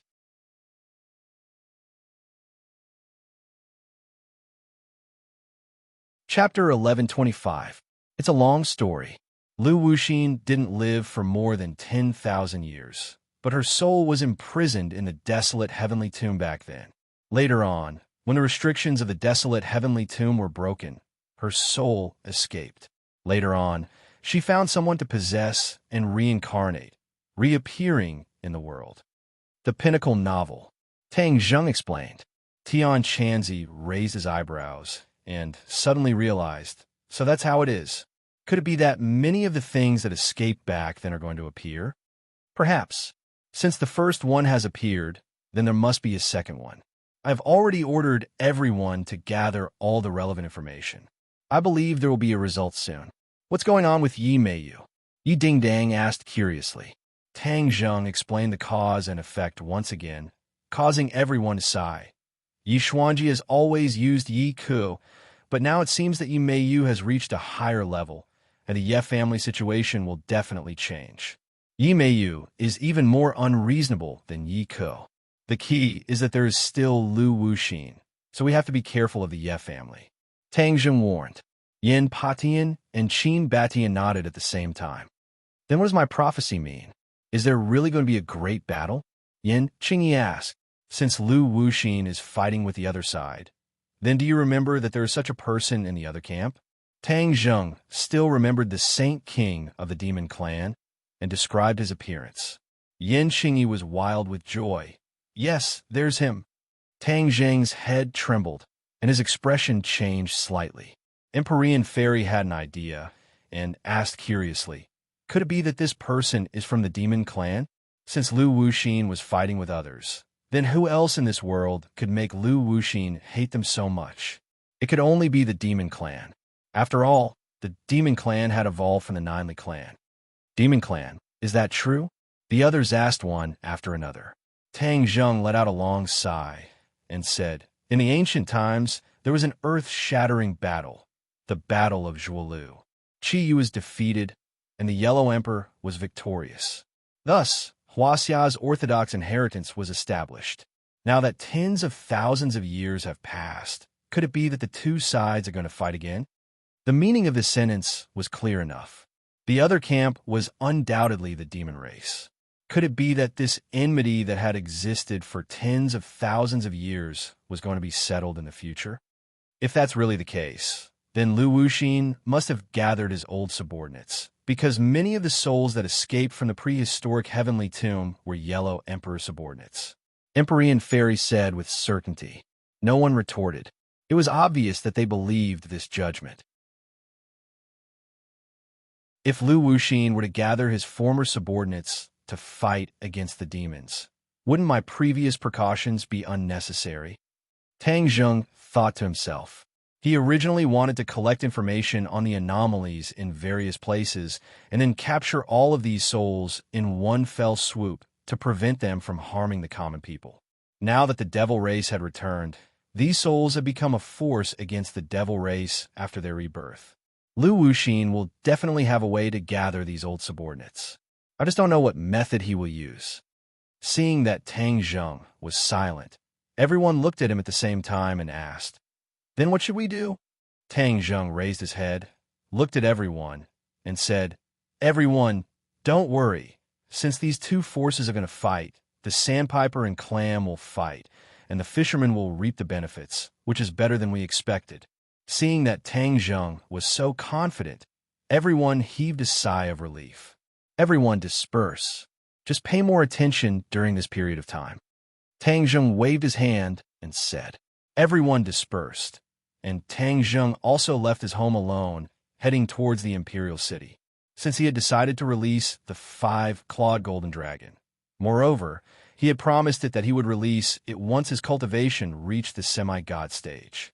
Now, it was time to fulfill his promise. However, he did not know that the two people at home were whispering to each other. Wu Junshan and Lan Yu revealed unconcealable anger between their brows. Lan Yu said in a low voice, "Our son has suffered such a great injustice. We can't just let it go like this." She was eager to protect her son, not to mention the fact that she owed Tang Zheng too much since he was a child. She could not tolerate her son being wronged like this. Wu Junshan's eyes flashed with murderous intent. Every injustice has its perpetrator, and every debt has its debtor. Let's go find the person behind this.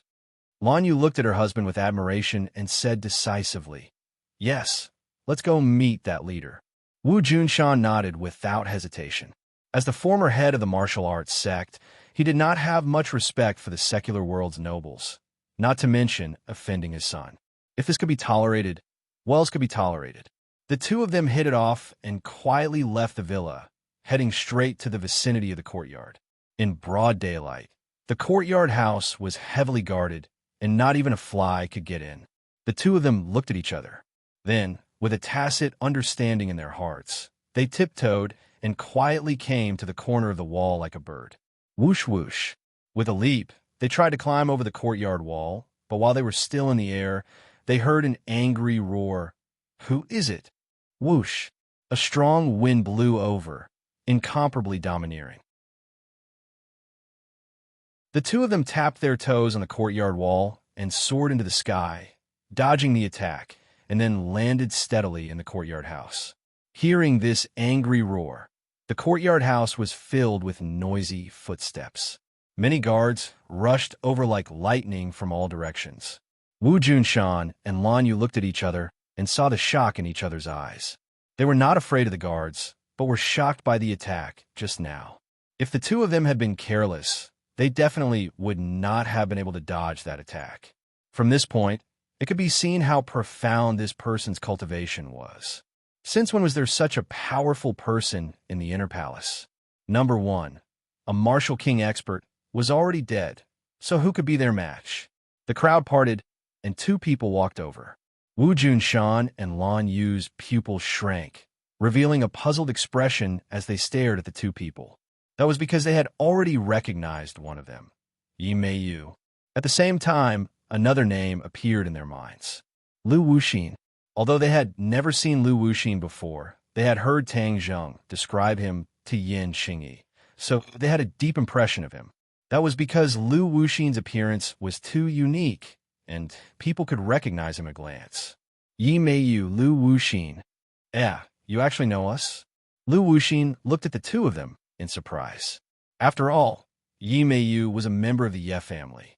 She had seen the photos of Wu Junshan and Lan Yu, so she immediately recognized them and said, "Senior, these two people are the original sect master of the martial sect, Wu Junshan and his wife, Lan Yu. They are Tang Zheng's biological parents." Tang Zheng's parents? A cold light flashed in Lu Wuxin's eyes. She had a deep impression of Tang Zheng. He chased them until they fled in a sorry state. This was a great humiliation. How could she forget it? Now that she saw his parents, could it be that it was heaven's will that she could take revenge? Lu Wuxin approached the two of them step by step. Her face was filled with bone-chilling hatred and said coldly, "Your son provoked me, and the father has to pay for the child's debt. Then I'll start with you and let him know the consequences of provoking me. It's not that easy to kill us." Wu Junshan stepped forward and directly attacked Lu Wuxin. He drew 9 large circles with his hands, which continuously surged toward Lu Wuxin. Wu Junshan directly used his yin-yang harmony art, his signature move. A light flashed in Lu Wuxin's hand, and the heartless willow appeared in her palm. The willow leaves danced, and a green light flew out, hitting the 9 circles. Bang, bang. A series of collision sounds rang out as the circles shattered one after another. Only when the last one was left did the green light's attack come to an abrupt end. However, Wu Junshan's attack also disappeared without a trace, completely disintegrating. A simple move had determined the winner between the two sides. Wu Junshan was shocked. He was a martial king, but he was at a disadvantage in front of the opponent. There was no doubt about the result of this battle. Another question popped up in his mind. Why were there Lu Wuxin and Yi Meiyu in the inner palace? Could it be that they had colluded with the chief? This was a new piece of news that he had to inform Tang Zheng. Otherwise, there would definitely be a misjudgment, and it would be too late for regrets. The husband and wife were of the same mind. Lan Yu also instantly thought of this question. She also stepped forward without hesitation. Her cultivation was not inferior to Wu Junshan's. Once she used the broken yang finger, one finger could split yin and yang. The chi of heaven and earth seemed to be split into 2 by that slender finger. The other guards felt a soul-stirring aura, and all of them sucked in a breath of cold air. They were overwhelmed with shock. If not for Lu Wuxin and Yi Meiyu coincidentally coming here, they would not have been able to stop Wu Junshan and Lan Yu. At the entrance of the study, not far away, the chief stood behind the layers of guards. He raised his head and looked in the direction of the battle, his thick eyebrows almost forming a crescent moon. He gritted his teeth and muttered to himself, "Tang Zheng has gone too far. Last time, he trespassed here, and now he called someone over. He must have guessed that I was the one who leaked the news, so he came to denounce me. I'm the dignified chief.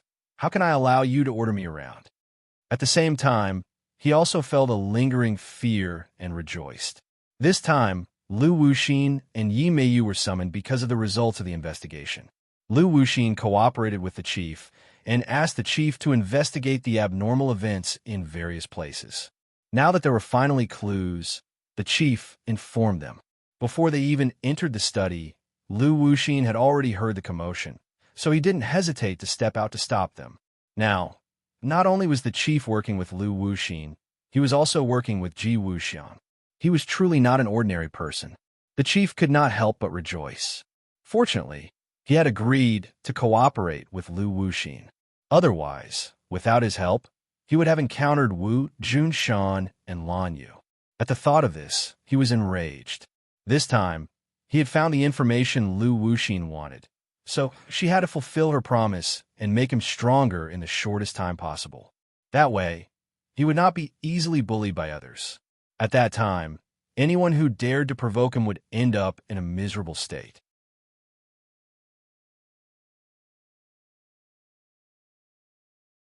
Chapter 11:26.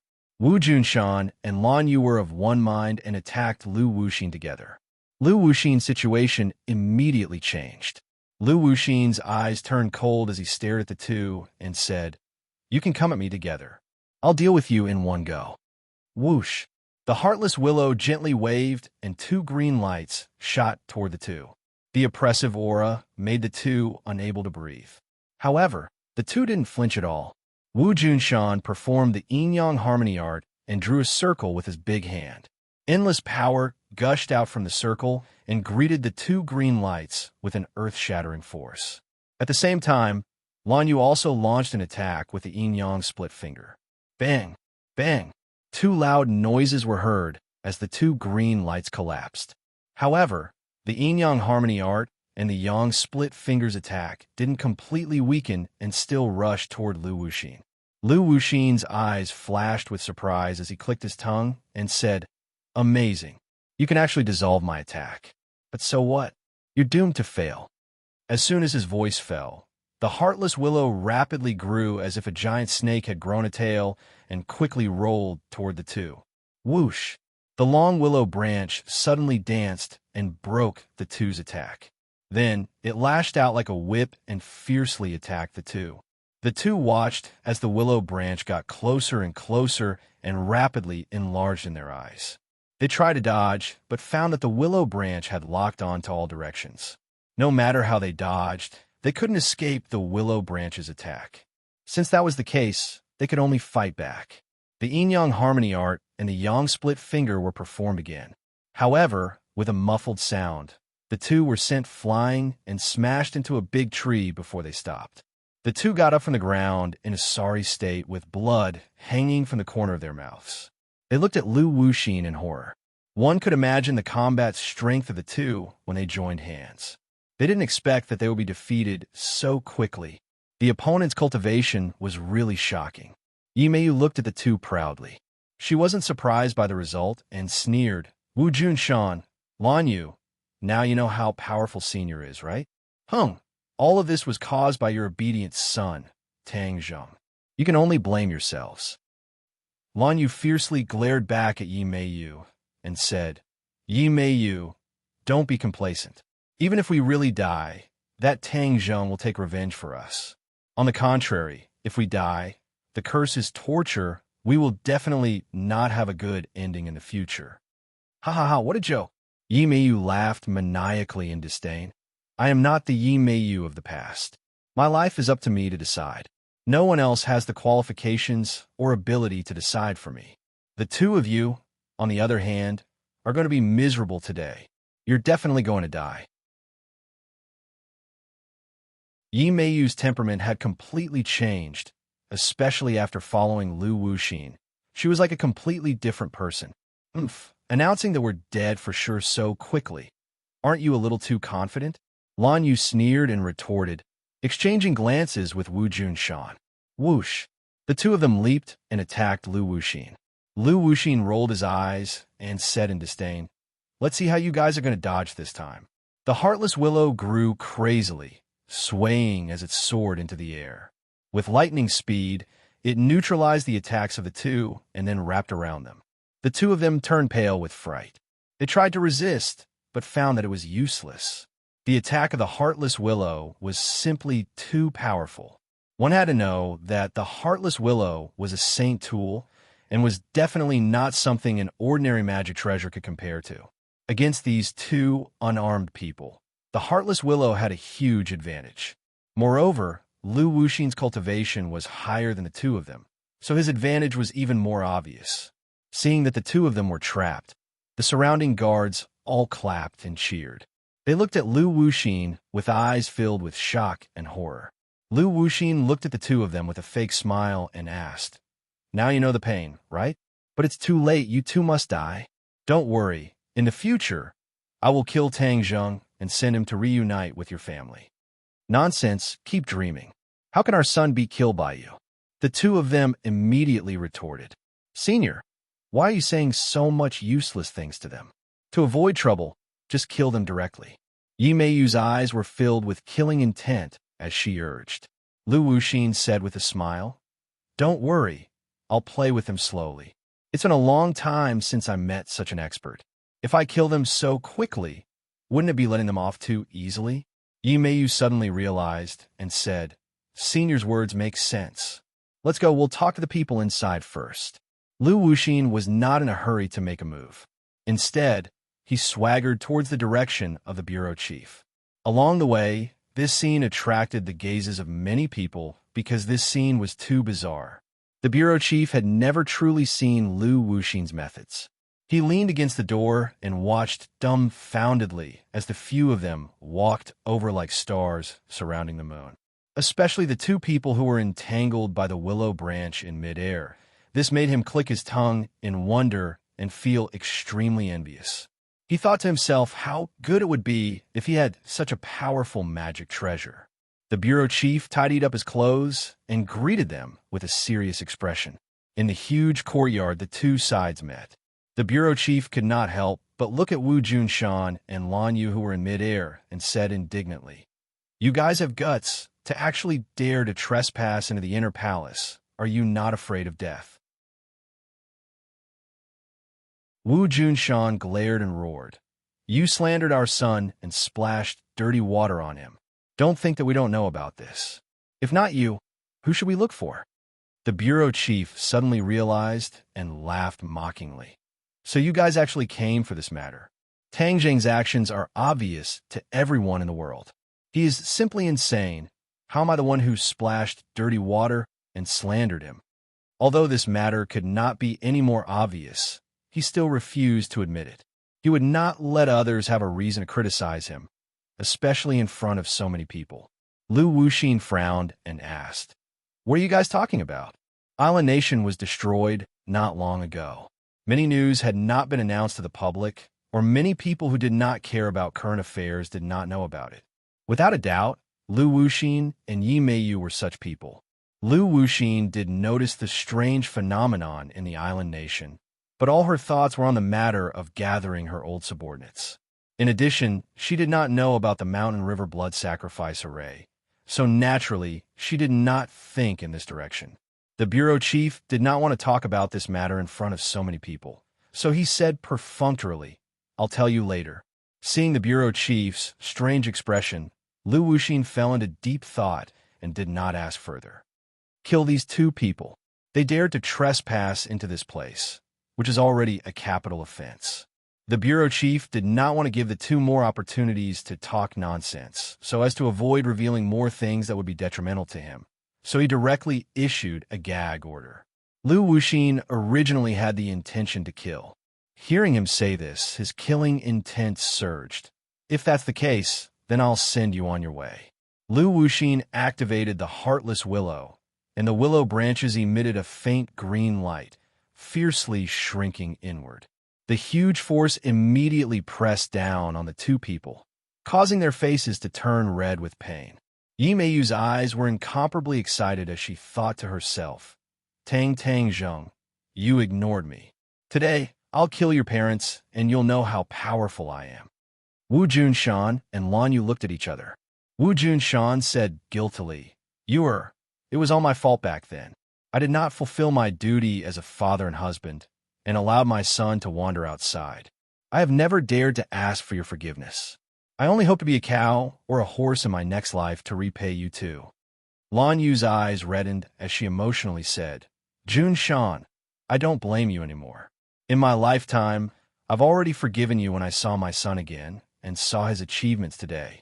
It's just a pity that we can't continue to accompany our son. I haven't had the chance to hear him call me mother yet. This is the biggest regret of my life. I don't dare ask him to call me father. Wu Junshan said in pain. Haha, you're still so sentimental even when you're about to die. Don't worry, your son will soon go down to accompany you. Yimayu mocked mercilessly. Wu Junshan and Lan Yu turned their heads to stare at Yimayu at the same time, gritting their teeth as they said, Yimayu, how could you kill our son? He will definitely avenge us. Is that so? Then we'll wait and see, Yimayu said proudly. However, as soon as he finished speaking, two sword lights flashed. With two puffing sounds, the willow branches were actually cut off. Wu Junshan and Lan Yu landed on the ground and finally escaped. Secmaster, you guys hurry up and leave. I'll stop them. A voice sounded, but it was impossible to tell the exact location. Wu Junshan's heart skipped a beat as he guessed that the shadow had made a move. This time, when he came to the capital, the shadow had actually been following him in secret.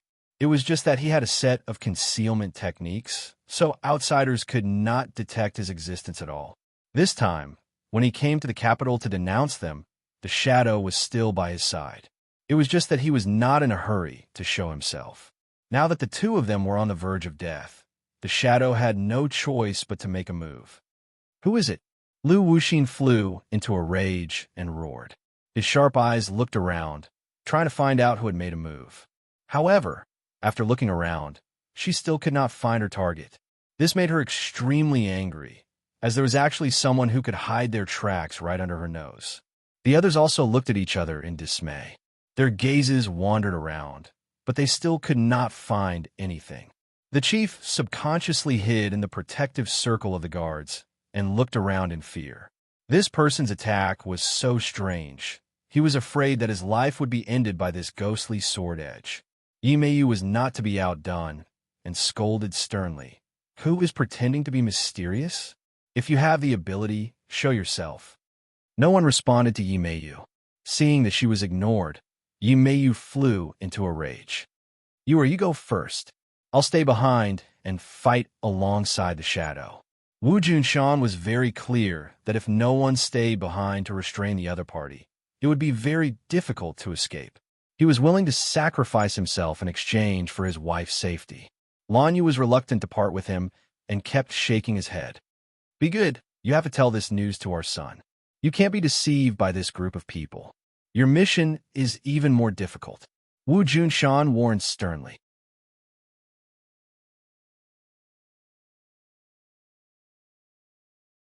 Chapter 11:27. Lan Yu was a meticulous person. She was also a decisive person. She instantly understood what her husband was thinking. Her husband was willing to sacrifice himself to protect her. She was extremely touched, but she did not reject him like a little woman. She suddenly turned her head, tapped her toes, and rushed to the roof. A single tear rolled down her cheek and fell to the ground, shattering into pieces. Catch her! Seeing this, the chief shouted. A few people jumped up, wanting to stop her. However, a sword light suddenly flashed, and with a few slashes, a few streaks of blood flew up. A few people fell from the sky and landed hard on the ground, unable to move anymore. The chief was so frightened that he shrank his neck and staggered back. He felt a chill run from his back to the top of his head. This person was too elusive. In the next second, he disappeared again, as if he had never appeared. If it were not for the few corpses and blood on the ground, no one would believe that he had made a move again. Yimeyu's eyes were also filled with confusion. Clearly, she did not see clearly how the shadow attacked, and then disappeared without a trace. Lu Wuxin's eyes lit up. She seemed to be deep in thought as her gaze wandered through the crowd. Suddenly, she laughed and said, "You're quite good at disguising yourself. You're called a shadow, right? In front of me, even if you're just a shadow, I'll make sure you have nowhere to hide and drag you out." Lu Wuxin's figure flashed and rushed into the crowd of guards. Immediately, it was as if a pot had exploded. When the guards saw the fierce Lu Wuxin rushing over, they all turned pale and fled in all directions. The crowd dispersed, and a sword light flashed. The shadow finally appeared. The shadow was good at concealing his whereabouts. In fact, he was good at hiding in the shadows of the crowd or other buildings and trees so that no one could detect him. If he was following someone, even if he was behind them, no matter how vigilant that person was, they would definitely not be able to detect his presence. He was like this person's shadow. Of course, if this person's cultivation was ridiculously high, then there was nothing he could do, and he would definitely be detected. Lu Wuxin's cultivation was much higher than his, so even if he used this kind of concealment technique, it was useless. After the crowd scattered and fled, he finally couldn't hide anymore. Seeing the sharp sword light coming towards him, Lu Wuxin revealed a smile in his eyes. Such a petty trick. You may be able to fool others, But how can you fool my eyes? The sword missed and did not hurt Lu Wuxin at all. Lu Wuxin's attack was like a thunderbolt, arriving in front of the shadow in the blink of an eye. The shadow was wearing a black cloak, and its face could not be seen.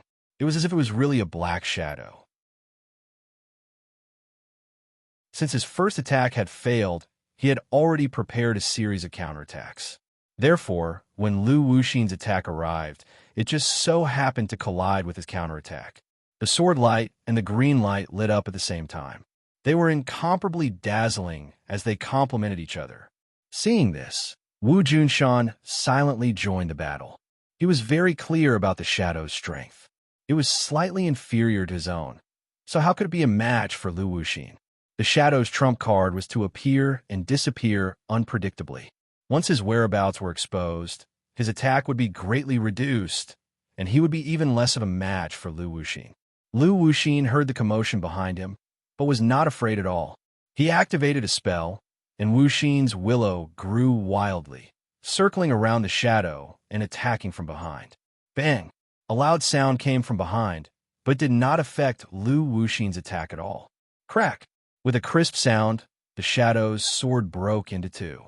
Lu Wuxin reached out and grabbed the shadow's arm. The shadow roared and fought back with all his might. He spun a few times in the air and miraculously escaped. Then, he quickly retreated and disappeared into the crowd. Lu Wuxin was multitasking, so his attack was greatly reduced. He blocked Wu Junshan's attack, but did not hurt him. Seeing Wu Junshan attack again, Lu Wuxin was furious.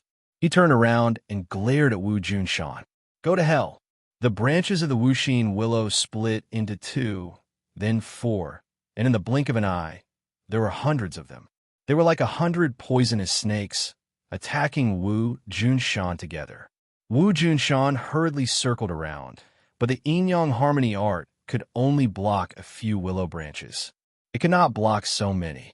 He was hit by dozens of willow branches, and several bloody holes appeared on his body. Blood flowed out incessantly. Wu Junshan staggered and knelt on one knee. However, he stood up abruptly and gritted his teeth, his expression resolute. Swoosh! Sword light flashed again, and the shadow attacked again. Seeing that Wu Junshan's life was at stake, he could not care less about his own safety. Lu Wuxin's lips curled into a cold smile, as if he had already expected this. You're willing to sacrifice your own life for him. You really are eager to protect your master. Lu Wuxin turned around abruptly and charged at the shadow again. This time, the shadow's attack was even fiercer, almost erupting with his most powerful attack. The broken sword seemed to have been rejuvenated as well, bursting with terrifying sword light that was incomparably sharp. However, this did not pose much of a threat to Lu Wuxin. The willow branches lashed at the shadow's body, and his black clothes were immediately dyed red with blood. A few willow branches pierced through his body, and he hung on the branches like a candied haw. Shadow! Wu Junshan turned pale with fright and screamed hysterically. The shadow had been following him for several decades, almost inseparable from him. It was as if they were truly one person. This time, the shadow did not hesitate to sacrifice his own life for him. One could imagine the pain in Wu Junshan's heart. Tears flickered in his eyes, but he held them back. An intense, killing intent surged in his eyes as he stood upright, supporting the heavens with an indomitable spirit. Shadow, I will avenge you. Wu Junshan paused between gritted teeth. These words seemed to burst out from the depths of his soul. Master, leave me behind. Leave me behind. The shadow was not dead.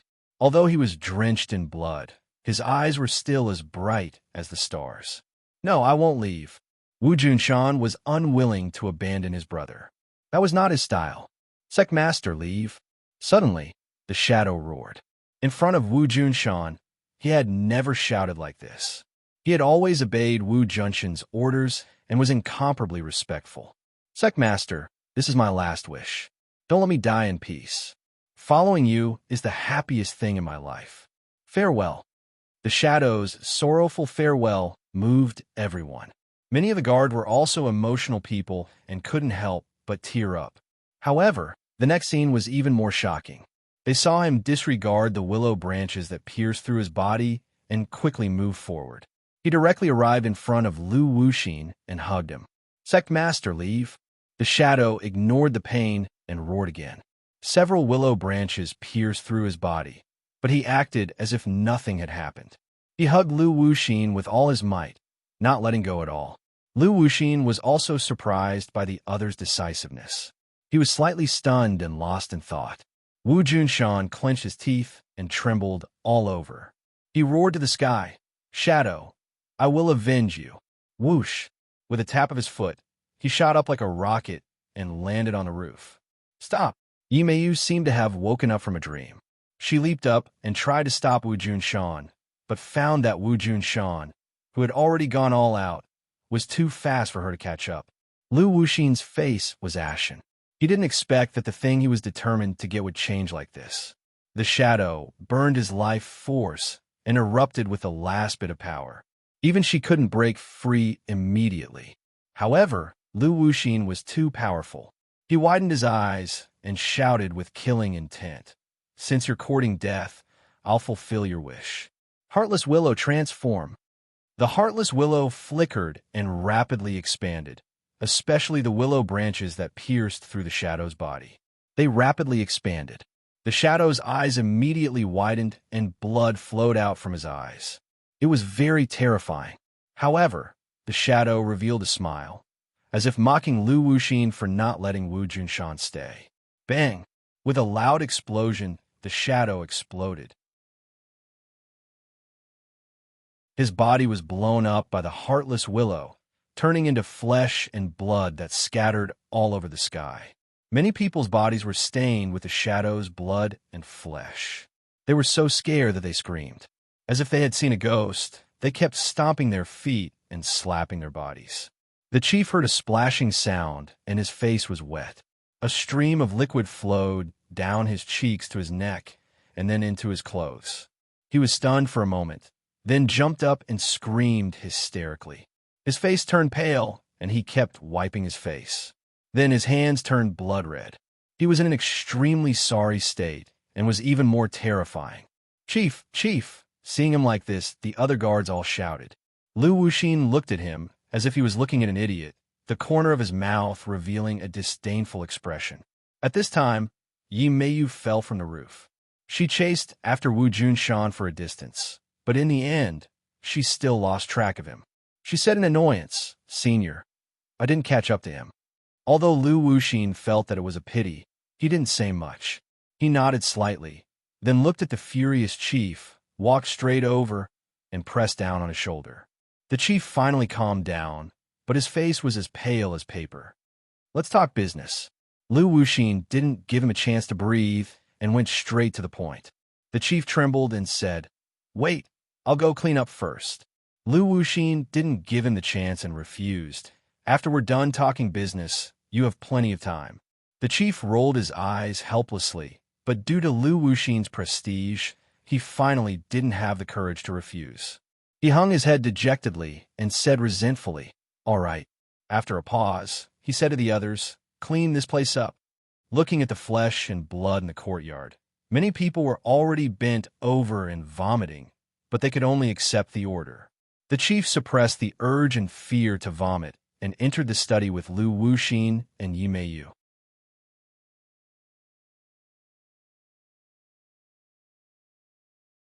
Chapter 1128.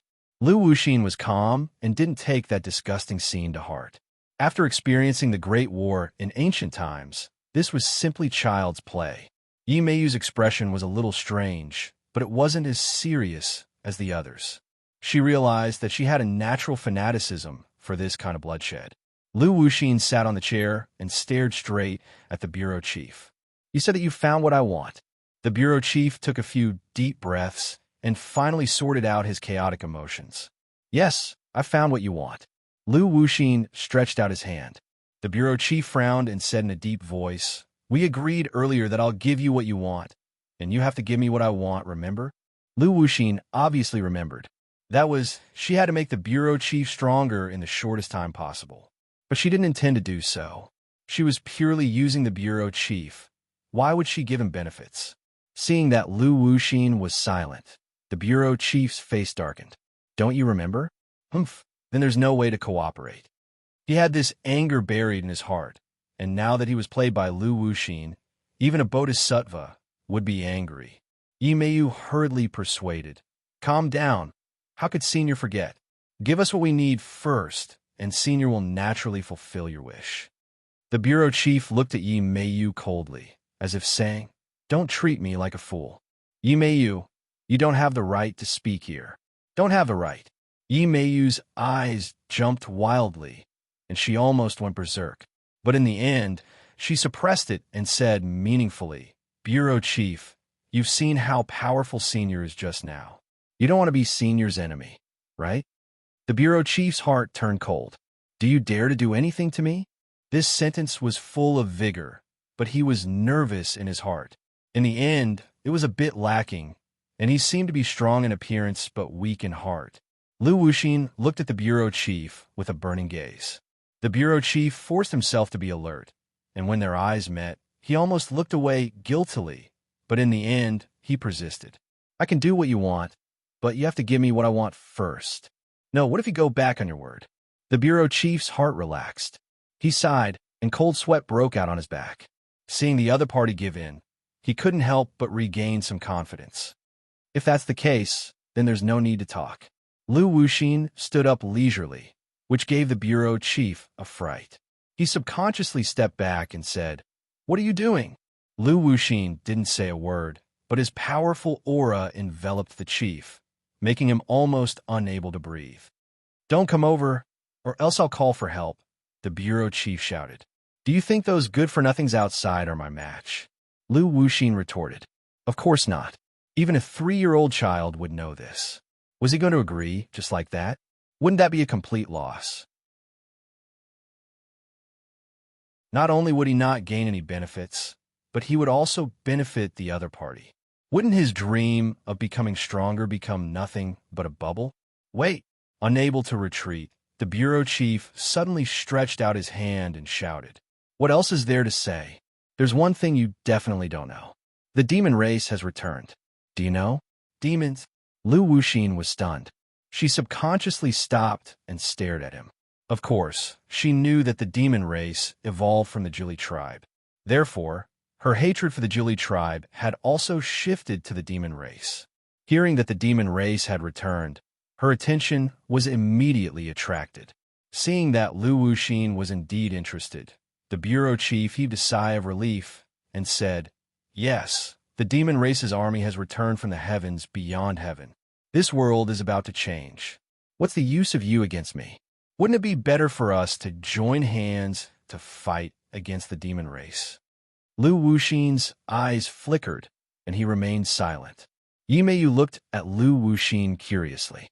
She didn't have strong feelings for the demon race. She said blankly, Senior, what's so great about the demon race? Why do you still need to cooperate with him? Yi Meiyu was proud and didn't put the bureau chief in her eyes. When the bureau chief heard this, he was furious, but he couldn't do anything. Lu Wuxin shook his head lightly and said, No, the demon race isn't as simple as you think. Tens of thousands of years ago, we defeated them, and now we still have to defeat them. But it's impossible with just a few of us. If we have his help, we might have a better chance of winning. Although Lu Wuxin was also a proud person, she wasn't blinded by pride. She had fought with the Jili tribe countless times and knew how powerful the other party was. Although the demon race was no longer the same as before, and there was no longer Chiyu, wasn't she also incomparable to the past? Therefore, in order to defeat the demon race, she had to be careful and unite all forces. The most important thing was to summon her old subordinates and twist them into a rope.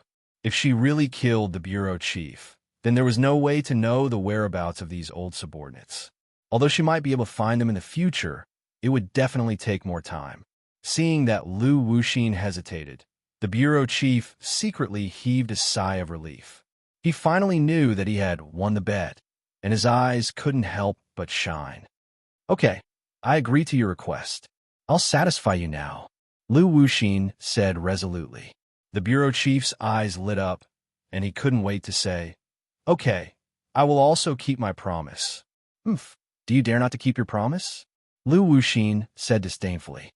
The bureau chief was greatly embarrassed, and secretly swore that when he became stronger in the future, he would definitely ruthlessly teach this ugly woman a lesson. Your meridians have already been fixed, and the best time for cultivation has passed. This may be a problem for others, but I have a way to overcome this difficulty. I can directly raise you to the first grade of yuanying. First grade of yuanying. The bureau chief's breathing quickened, and his eyes almost popped out of their sockets. He was wild with joy. He knew a thing or two about cultivators and understood how difficult it was to reach the first grade of yuanying. This was simply heaven-defying and was equivalent to the martial king realm. One had to know that number one, who had always followed by his side, had cultivated for most of his life and also had the guidance of a famous teacher. Only after enduring wind and rain did he cultivate to the martial king realm. His starting point was the yuanying realm. Then how powerful would he be in the future? Just thinking about it made him extremely excited. Yi Meiyu curled her lips, as if she didn't expect that Lu Wuxin would actually give the bureau chief such a huge benefit and let him suddenly become one of the experts. However, they didn't know that there weren't so many shortcuts in the world. The bureau chief was happy now, but he was happy too early. His cultivation would forever be confined to the yuanying realm, and this was the after effect of hasty growth. No matter what, it was impossible for him to break through to the soul formation realm. However, the bureau chief was blinded by joy and didn't realize this at all, and didn't know this at all. Good, good, good. The bureau chief was incoherent and said good 3 times in a row. He clutched his chest and said impatiently, "Then let's begin." "No problem," Lu Wuxin said indifferently. "Take this pill first." Looking at the black pill in Lu Wuxin's palm, the bureau chief hesitated for a moment and asked, "Will it be fine after I take this pill? Why do you have so many questions?" Lu Wuxin said impatiently. The bureau chief made up his mind, thinking that although this thing didn't look good, it would definitely be effective. Otherwise, why would she spend so much effort to refine this pill? He swallowed the pill in one gulp and immediately felt a burning sensation in his throat. This burning sensation ran from his throat to his chest and finally swept towards his internal organs and 8 extraordinary meridians. He could not help but cry out in agony. "Why on earth did you feed me?" he gasped for breath. "Humph, didn't you ask for this yourself? Do you think it's comfortable to increase your cultivation in such a short time? Bear with it, and you'll be fine after you get through it." Lu Wuxin said in annoyance. Seeing that the other party didn't want to harm him, the bureau chief was slightly relieved, but the pain still tormented his body and mind, almost causing him to break down. Bang! He fell to the ground and kept rolling, looking battered and exhausted, crying out in pain. Lu Wuxin looked at him coldly. Actually, she could have lessened the pain, but the other party's uncooperative attitude had angered her. She was a vengeful person, so how could she not take the opportunity to teach him a lesson? The bureau chief rolled back and forth on the ground, screaming incessantly.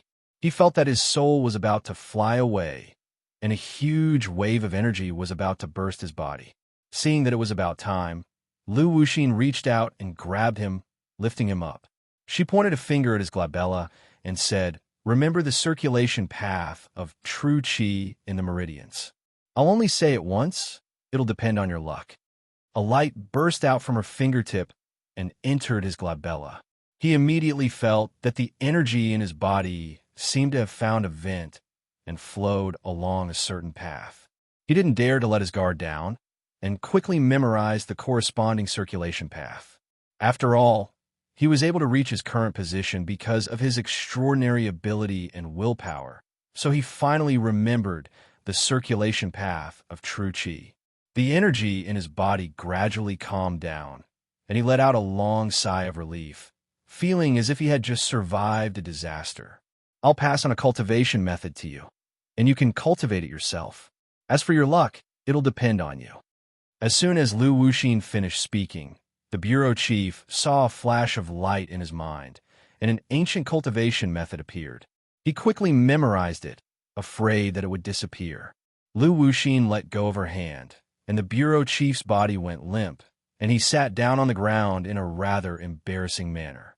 He quickly got up and patted his clothes, feeling that the pain just now was worth it. He felt better than ever, as if he had become a young man in his early 20s again, with endless energy and strength. Rejuvenation was nothing more than this, right? He did look much younger, with smoother skin and more muscular muscles. This new experience immersed him, and he couldn't extricate himself for a long time. He really wanted to find someone to test himself on and see how powerful he was. Where's the thing I want? Lu Wuxin reached out her hand. The bureau chief quickly found a thick document and said, "These are the abnormal reports we collected according to your request." Lu Wuxin casually flipped through it, and her eyes lit up. Outsiders wouldn't be able to see any clues, but for her, it only took one look to determine that this was what she wanted. It would be much easier to gather her old subordinates. Roar! Suddenly, a deafening roar soared into the sky, resounding through the horizon, causing people to tremble in fear.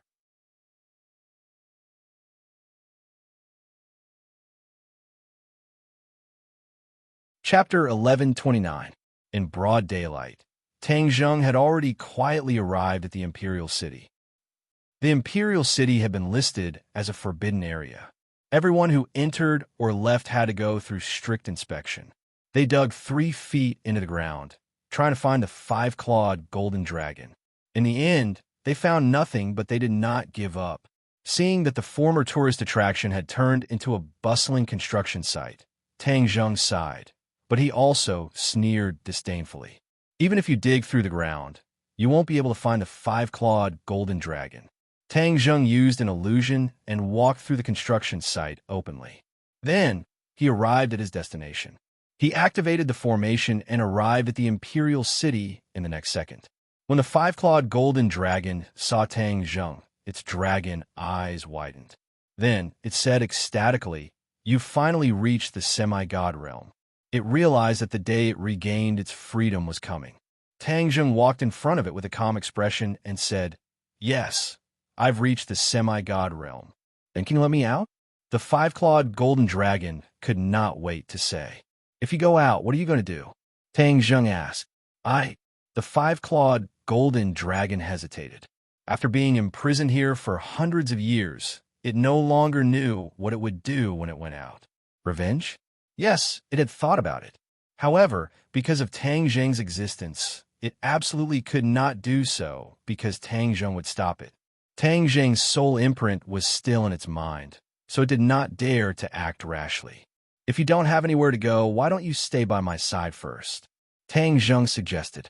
The 5-clawed golden dragon's eyes turned cold, and it asked warily, "Why should I stay by your side? Of course you have a place to be. You're so strong. Who else in this world can be your match?" "What's my place?" the 5-clawed golden dragon asked. "There's one thing you don't know yet." "What is it?" "The devil army has returned. This world will be turned upside down."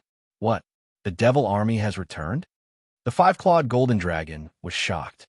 It had seen the devil clan before and knew how powerful they were. However, the two sides had not had much contact. "Yes, the demons have completely returned," Tang Zheng said solemnly. The 5-clawed golden dragon fell into silence. It was also very clear what this meant. Perhaps there was a place for it to be used, but subconsciously, it did not want to be used by Tang Zheng. By nature, it likes to be free and unrestrained. However, under the eaves, one had no choice but to lower their heads. It knew that if it did not agree, Tang Zheng would not let it out so easily. Taking a step back and leaving this damned place was the next most important thing. "All right, I promise you." The 5-clawed golden dragon nodded.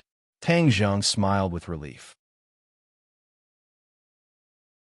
The 5-clawed golden dragon was not a fool and had made a smart choice.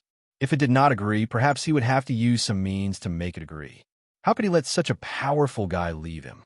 The 5-clawed golden dragon looked at Tang Zheng aggrievedly and said, "Then can you break the formation now and let me regain my freedom? Just you wait." Tang Zheng walked into a small door at the back. It was the eye of the formation, and the heaven and earth obsidian was also buried below. The five-clawed golden dragon stared at him through the small door, its eyes full of expectation. It had been imprisoned in this damned place for hundreds of years and had long been tired of it. Tang Zheng had long been connected with the formation, so it was much easier to break the formation than expected, especially after he had reached the semi-god realm. "I'll begin," Tang Zheng said lightly. The five-clawed golden dragon hurriedly nodded. "All right, let's begin." Tang Zheng stretched out his hands and opened his 10 fingers. With a thought, he roared, "Rise!" Rays of white light shot up from the floor into the sky. It was the light emitted by the heaven and earth obsidian. In an instant, the small room was filled with white light. Tang Zheng bathed in the light and was filled with a mysterious aura. He was serious in speech and manner, and was exceptionally serious. People could not help but feel awe when they saw him. The five-clawed golden dragon looked at him and could not help but have the same thought. It suddenly felt that it was extremely ridiculous. How could it be in awe of a person at the first grade of the semi-god realm? Tang Zheng was immersed in the formation. At this moment, every corner of the formation appeared in his mind. Once this formation was broken, the formation that the predecessors had spent so much effort to set up would be destroyed. He took a deep breath and inhaled rays of light through his mouth and nose. In an instant, his body seemed to have become transparent, which was extremely mysterious. Boom, boom, boom. A series of loud sounds suddenly rang out, and the ground trembled. At the same time, the imperial city also trembled as if there was an earthquake. However, this trembling did not affect the entire capital like before. Instead, it was limited to the imperial city. This was because Tang Zheng deliberately reduced the influence of the formation after controlling it. In fact, if he had not coincidentally controlled this formation with Qi Yu's help, he would have wanted to break this formation. He was afraid that the huge capital would have been affected, and who knew how many buildings would have been destroyed in a day. Now, the influence had been reduced to the lowest level. This was the limit of what Tang Zheng could do. He did not want to turn the world upside down just because he let the five-clawed golden dragon go. Although he said so, everyone in the imperial city turned pale with fright and started to make a big fuss. Many of them had experienced the battle of the imperial city. When they felt that the sky was shaking and the earth was shaking, their expressions immediately changed. They shouted hysterically, "Everyone, get ready. The dragon might be coming out." Dragon.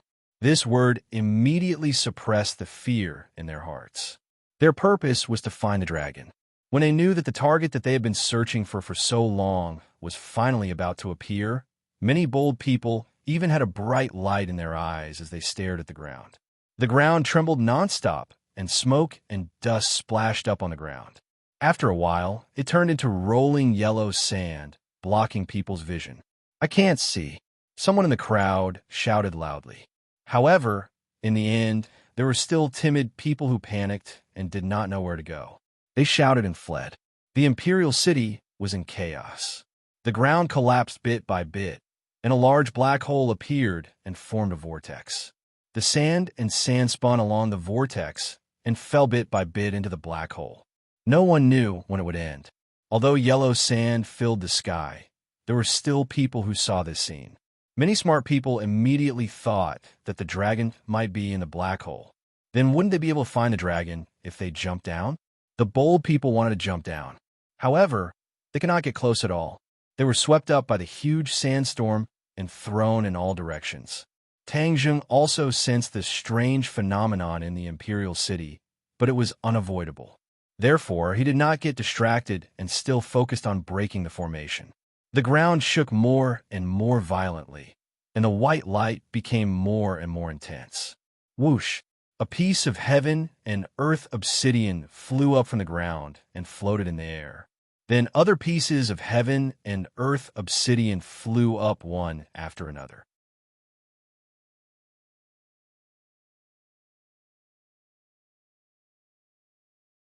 Chapter 11:30.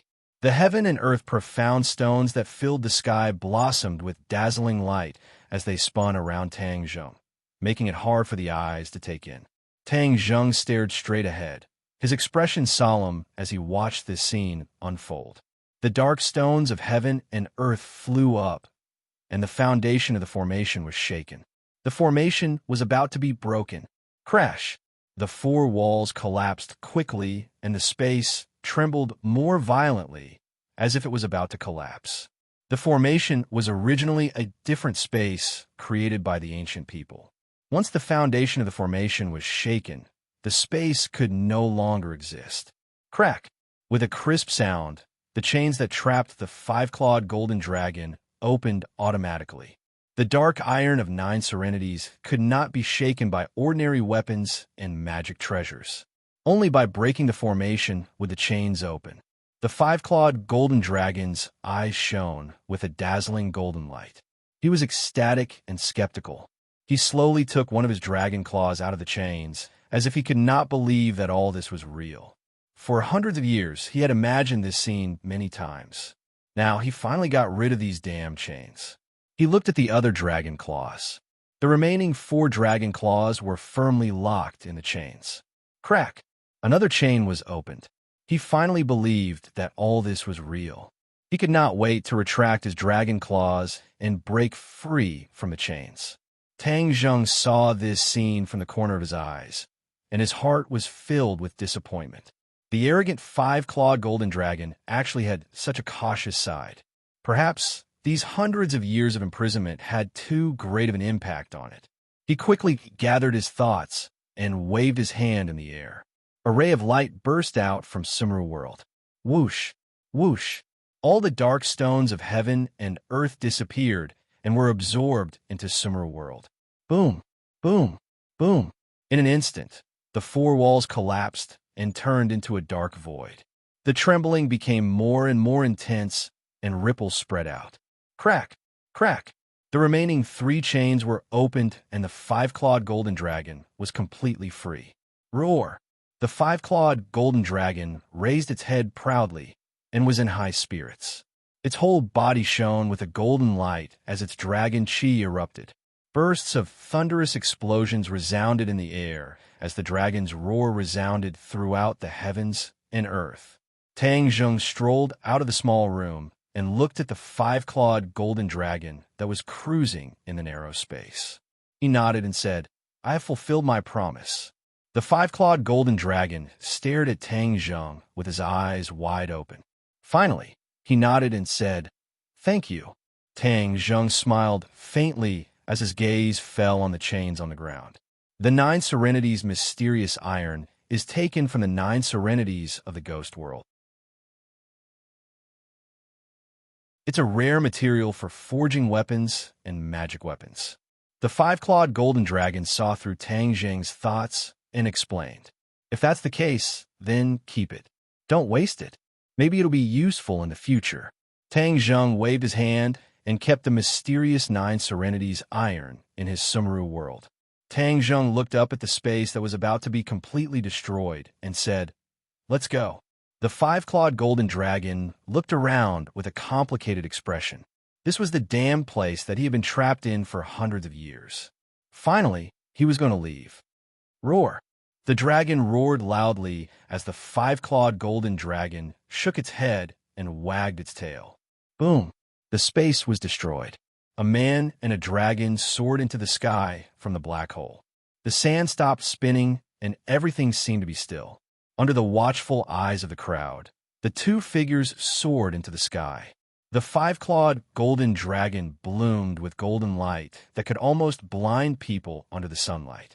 This scene was too shocking. As long as one saw it, they would never forget it for the rest of their life. A tremor from the soul spontaneously arose. Bang! Bang! Bang! Many people's legs went soft as they knelt on the ground and prostrated themselves. Their mouths were muttering incantations. There was no lack of people who were bold before. Divine dragon, divine dragon. Originally, they vowed to catch the divine dragon. But when they saw it, they realized the gap between the 2 sides. its divine might was not something they could resist at all. The fear that came from their souls seemed to be innate and embedded in their bones. Whoosh! The five-clawed golden dragon did not even look at them. It shook its head and wagged its tail as it soared into the sky. It circled in the air once, awe-inspiring. Dragon soars the 9 heavens. In the vast capital, thousands of pairs of eyes witnessed this scene. The restless capital instantly quieted down as if a spell had been cast on it. The traffic stopped, the pedestrians stopped walking, and even the water in the fountain seemed to have frozen. "Dragon!" someone shouted shakily. His voice was hoarse, as if it was squeezed out from a crack in a stone. Then, exclamations rose one after another, toppling the mountains and overturning the seas. "Dragon! Divine dragon!" Bang! Bang! Bang! The densely packed crowd knelt on the ground and kowtowed to the five-clawed golden dragon. Huaxia was the descendant of the dragon. In myths and legends, the dragon had a status that other mythical beasts could not compare to. In the past, many people thought that this was just a legend and not to be believed. Now that they saw this scene with their own eyes, many people's worldview was turned upside down. So, dragons really existed. A miracle! There's someone on the dragon's head. An exclamation attracted everyone's attention. There was actually a person standing on the dragon's head. He was high and mighty, like a god overlooking all living things. Weren't dragons high and mighty, insufferably arrogant? How could they let someone stand on their head? This didn't make sense. Many people widened their eyes, wanting to see that person's appearance clearly, but they were too far away to see clearly. This enormous and ancient city completely erupted. Many people were shouting and yelling as they ran through the streets and alleys to spread the news. In an instant, the streets were emptied as everyone stared at the scene in the sky. Many people began to believe that there were gods in this world. Perhaps those miraculous myths and legends might not be unfounded and might actually be true. Although the government had refuted the rumors many times, this scene in front of everyone's eyes was no longer something that could be erased by means of refuting rumors. After all, the eyes of the people could not be blinded forever. From this moment on, the world had undergone a subtle change, and so had the hearts of the people. Tang Zheng stood on the dragon's head, looking down at all the living things below. He did not have any thoughts of being superior. He knew that with the return of the demons, the worldview of the people in this world would be turned upside down. Since this could not be stopped, why not go with the flow and give them a heads up first? Otherwise, in the future, they would be even more afraid and the situation would be even worse.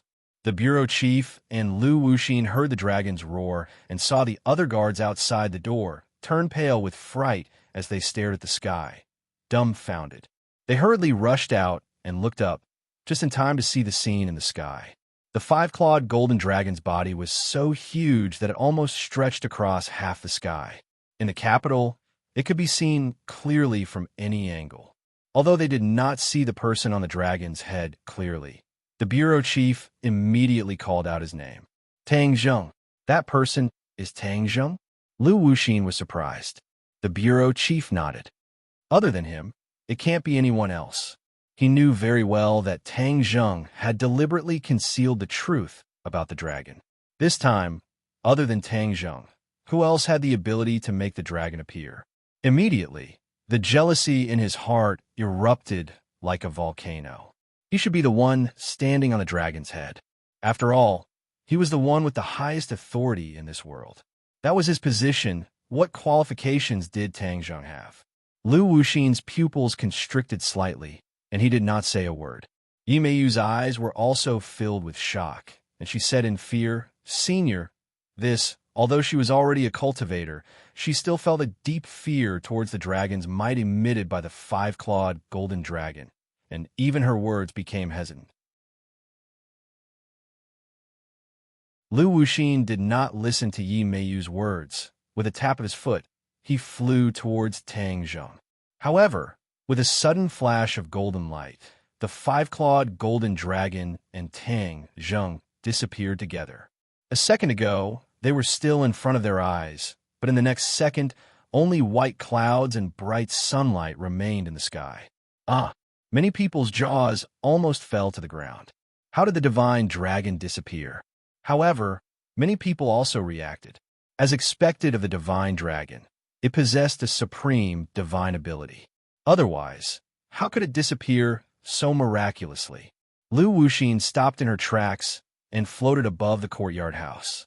Her eyes searched everywhere, but she could not find any traces of the five-clawed golden dragon and Tang Zheng after a long time. She originally wanted to rush up and investigate. However, at this moment, after calming down, she felt a lingering fear. If she really rushed up and confronted the dragon head-on, what should she do? Was she a match for the dragon? If she was in her peak state back then, she would definitely not have this worry. However, at this moment, she had to consider this point. She struggled for a long time, but still did not get an answer. However, she immediately made another decision: to leave the capital. She regarded Tang Zheng as an enemy, and had almost killed his parents earlier, so she had formed a grudge with him. If she stayed in the capital, with her cultivation, she might not be able to obtain any benefits. Of the 36 stratagems, leaving was the best strategy. First, she would summon her old subordinates and carry out the long-planned plan. Only then would she not be afraid of Tang Zheng and the dragon. She had already made up her mind and immediately landed back in the courtyard house. She looked deeply at the bureau chief and said, "We're leaving." With a flash of his figure, he walked out of the courtyard house with large strides. Yimeyu put away her thoughts and followed closely behind him. Looking at the backs of the two people leaving, the bureau chief looked at his fists. Crack, crack. His fists cracked as he ordered the guards on his left and right, "Send someone to keep an eye on a few places in the information we collected." He understood that it was a fool's dream to send someone to follow Lu Wuxin. She wanted this information so much, so she would definitely do something. However, he could not guess her intentions for the time being. The only way was to wait for the rabbit to show up. He was very clear about the details of the information he gave the other party. As long as he sent someone to wait, he could figure out the other party's true intentions. He raised his head to look at the empty sky, his eyes flashing with a faint light as he said, "Wu Junshan and Lan Yu have encountered such a great calamity. Tang Zheng will definitely not let this matter rest. We cannot stay in this place any longer." He did not want to reveal that he was a cultivator for the time being. This was his trump card. In order to avoid being exposed, he could only not confront Tang Zheng directly.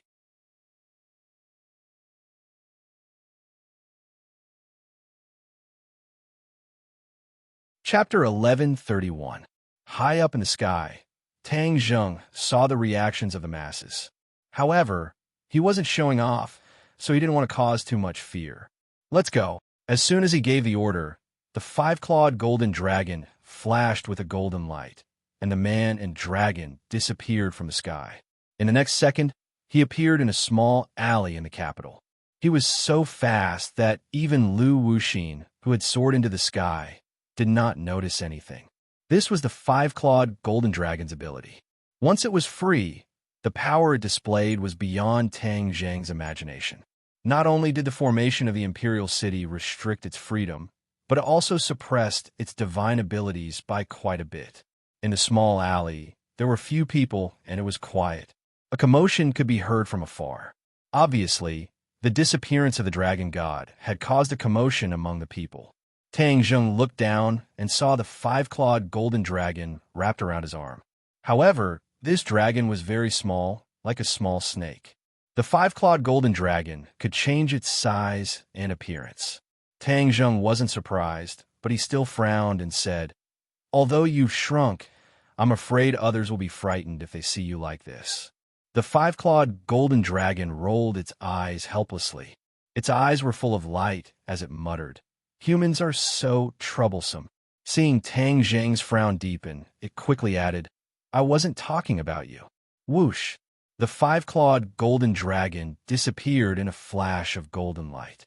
In the next second, a vivid tattoo appeared on Tang Zheng's arm. It was a vivid and lifelike five-clawed golden dragon. Tang Zheng's eyes flashed with surprise, You actually have this ability. This way, the five-clawed golden dragon wouldn't scare others. Of course, I'm very capable. The five-clawed golden dragon's voice sounded in Tang Zheng's mind. Telepathy. Tang Zheng wasn't surprised. Although the five-clawed golden dragon was attached to his arm, it didn't know that the inner demons lived in his body like Qiyu. Ever since the inner demons returned from the island nation, they had become very quiet. Qiyu had left Tang Zheng's body, but the inner demons had failed to do so. Now, he seemed to have suffered a heavy blow. Hearing the five-clawed golden dragon's voice, the inner demons said faintly, "What's there to be proud of? Who are you?" The five-clawed golden dragon was shocked and quickly asked. It did not know about the existence of Qiyu and the inner demons. "Humph, who I am has nothing to do with you." The inner demons snapped. "That's enough." Tang Zheng didn't want the two of them to quarrel again, so he quickly stopped them. "Five-clawed golden dragon, since you heard the voice of the inner demons, then let me tell you, there's another soul living in my body, the inner demons." "Who are the inner demons?" The five-clawed golden dragon was confused. "What qualifications does he have to criticize me like this? Who am I? When I was in my prime, you, little dragon, had not yet been born." The inner demons said disdainfully. "Arrogant." The five-clawed golden dragon flew into a rage. "Both of you talk less," Tang Zheng reprimanded. One person and one dragon were intimidated by Tang Zheng's pressure and did not dare to be noisy. Tang Zheng took large strides out of the small alley and arrived at the main street. He saw that everyone was whispering to each other and discussing spiritedly. From time to time, they would look towards the sky as if they wanted to see if the Divine Dragon Society would appear. Tang Zheng understood that his good intentions had worked, and this would definitely cause an earth-shattering change in people's views. When he returned to his house, everyone was standing in the yard, not looking at the sky. Although they knew about the five-clawed golden dragon, they were still deeply shocked when they saw the scene in the sky with their own eyes. Of course, they knew who was standing on the dragon's head and couldn't help but feel honored. Lanya was also standing in the crowd. She had just returned when she saw the scene in the sky.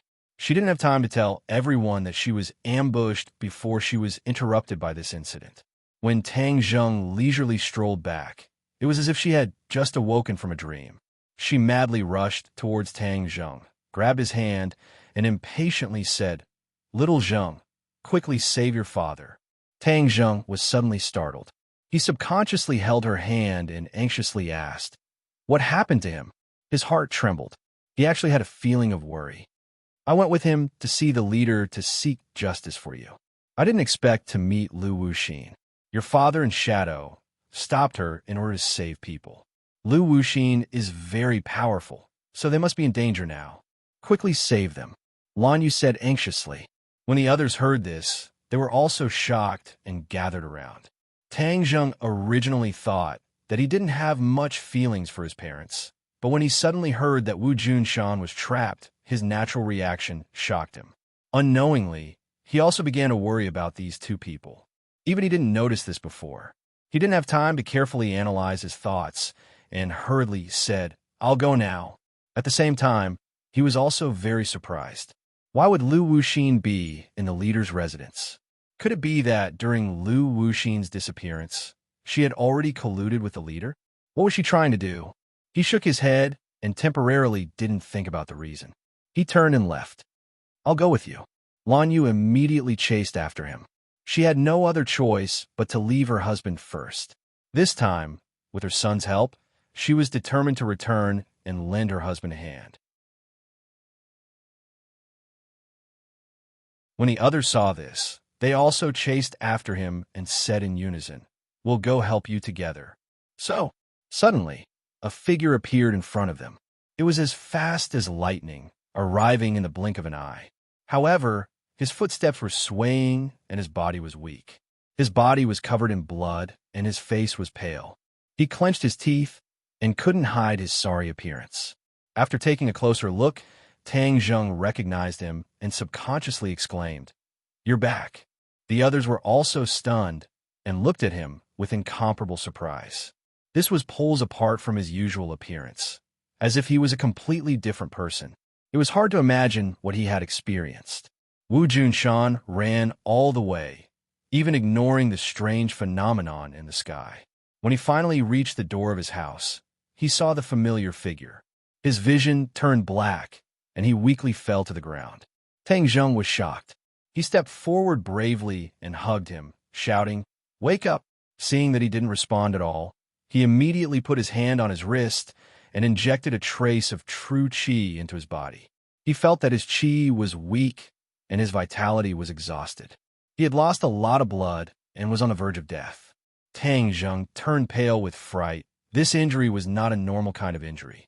It was hard to imagine what he had experienced for him to be reduced to such a state with his cultivation.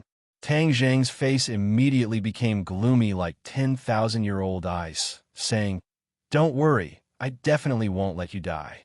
At this moment, seeing Wu Junshan injured with his own eyes, he finally understood that Wu Junshan had imperceptibly left a deep shadow in his heart. The word family seemed simple. Normally, he wouldn't even think about it. But after all, blood was thicker than water. Since the two sides met again, Wu Junshan's actions were indeed compensation, trying to restore the father and son relationship. "Little Zheng, you have to save him," Lan Yu impatiently said. Tang Zheng slightly nodded. Without saying a word, he hugged Wu Junshan and walked home. "Where's the shadow?" Lan Yu suddenly asked. Looking around, she couldn't find any trace of the shadow. Wu Junshan was already unconscious and couldn't speak. Of course, he couldn't tell her the answer. The shadow is very powerful and has a way to hide its whereabouts. It must be hiding again. Lan Yu found an answer for herself, but she already had an ominous premonition in her heart. She just didn't dare to think too much about it. You've gone too far. You dare to hurt our people. You guys go back first. I'll go meet Lu Wuxin." Tian Chanzi was skilled and bold. He was provoked by Wu Junshan's miserable appearance and turned to leave. "Be careful," Tang Zheng warned. He had fought with Tian Chanzi before and knew her strength, so he wasn't worried about Tian Chanzi. The group of people returned to the villa. Tang Dehai saw Wu Junshan covered in blood and jumped up from the sofa in fright. In this period of time, his relationship with Wu Junshan and his wife grew day by day. He had already forgiven Tang Zheng's biological parents and got along well with them. "Little Zheng, what's wrong?" Tang Dehai anxiously asked. "Grandfather, don't worry. I will save him." Tang Zheng entered a room and laid Wu Junshan on the bed. Blood immediately dyed the bedsheets red. "Junshan, wake up." Lan Yu was like a pear blossom in the rain, sobbing as she called out. Wu Junshan stood to the side. His eyes were already wet. He begged, "Tang Zheng, you must save Master." Tang Zheng nodded. He looked at everyone and said, "You guys go out first. I will heal him." Okay. You heal him first. If you need anything, we will be outside." Lan Yu wiped her eyes. The back of her hand was wet from tears. She suppressed her mixed feelings and said, "Do you need my help?" Empyrean Fairy asked. Tang Zheng slightly shook his head. "I have a way." Everyone left the room. Only Tang Zheng and Wu Junshan remained. Wu Junshan's face was pale. If it weren't for his extraordinary perseverance, an ordinary person would have died on the way. He secretly sighed in his heart. Looking at his stiff cheeks, it was not hard to imagine his all-powerful appearance in the past. Tang Zheng hurriedly gathered his thoughts and helped him up. He placed his palms on his back. A ball of true qi rushed into his body from his back and wrapped around his heart. Originally, his heartbeat had almost stopped. However, after being stimulated by the true qi, it began to beat vigorously. It was as if a sleeping person was suddenly awakened. He immediately regained his vitality. Thump, thump, his heartbeat became stronger and stronger. His life force recovered a little. However, the situation was still not optimistic.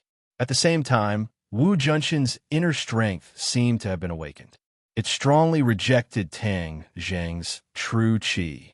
The two forces fought in his meridians. Wu Junshan let out a blood-curdling scream and actually woke up. When he opened his eyes and saw Tang Zheng, his eyes flashed with a bright light as he said, I was useless. I couldn't get justice for you. P.S. I was delayed 2 days ago and did not update. Sorry, I will update now.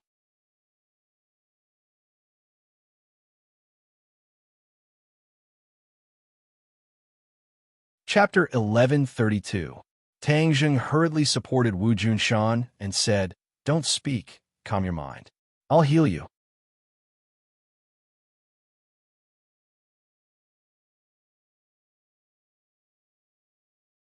Chapter 1133.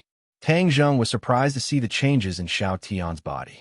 He asked, "Your power has changed a lot."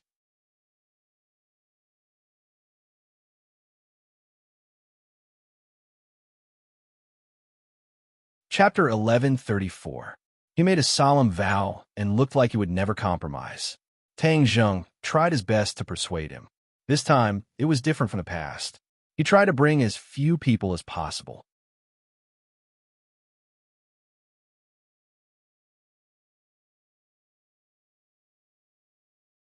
Chapter 1138.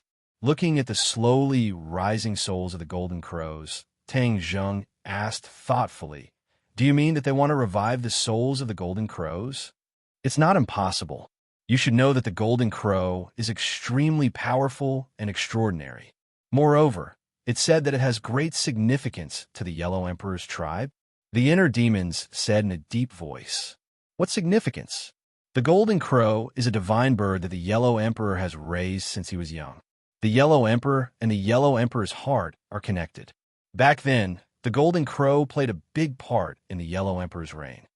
The inner demons continued to talk about the secrets of the ancient times.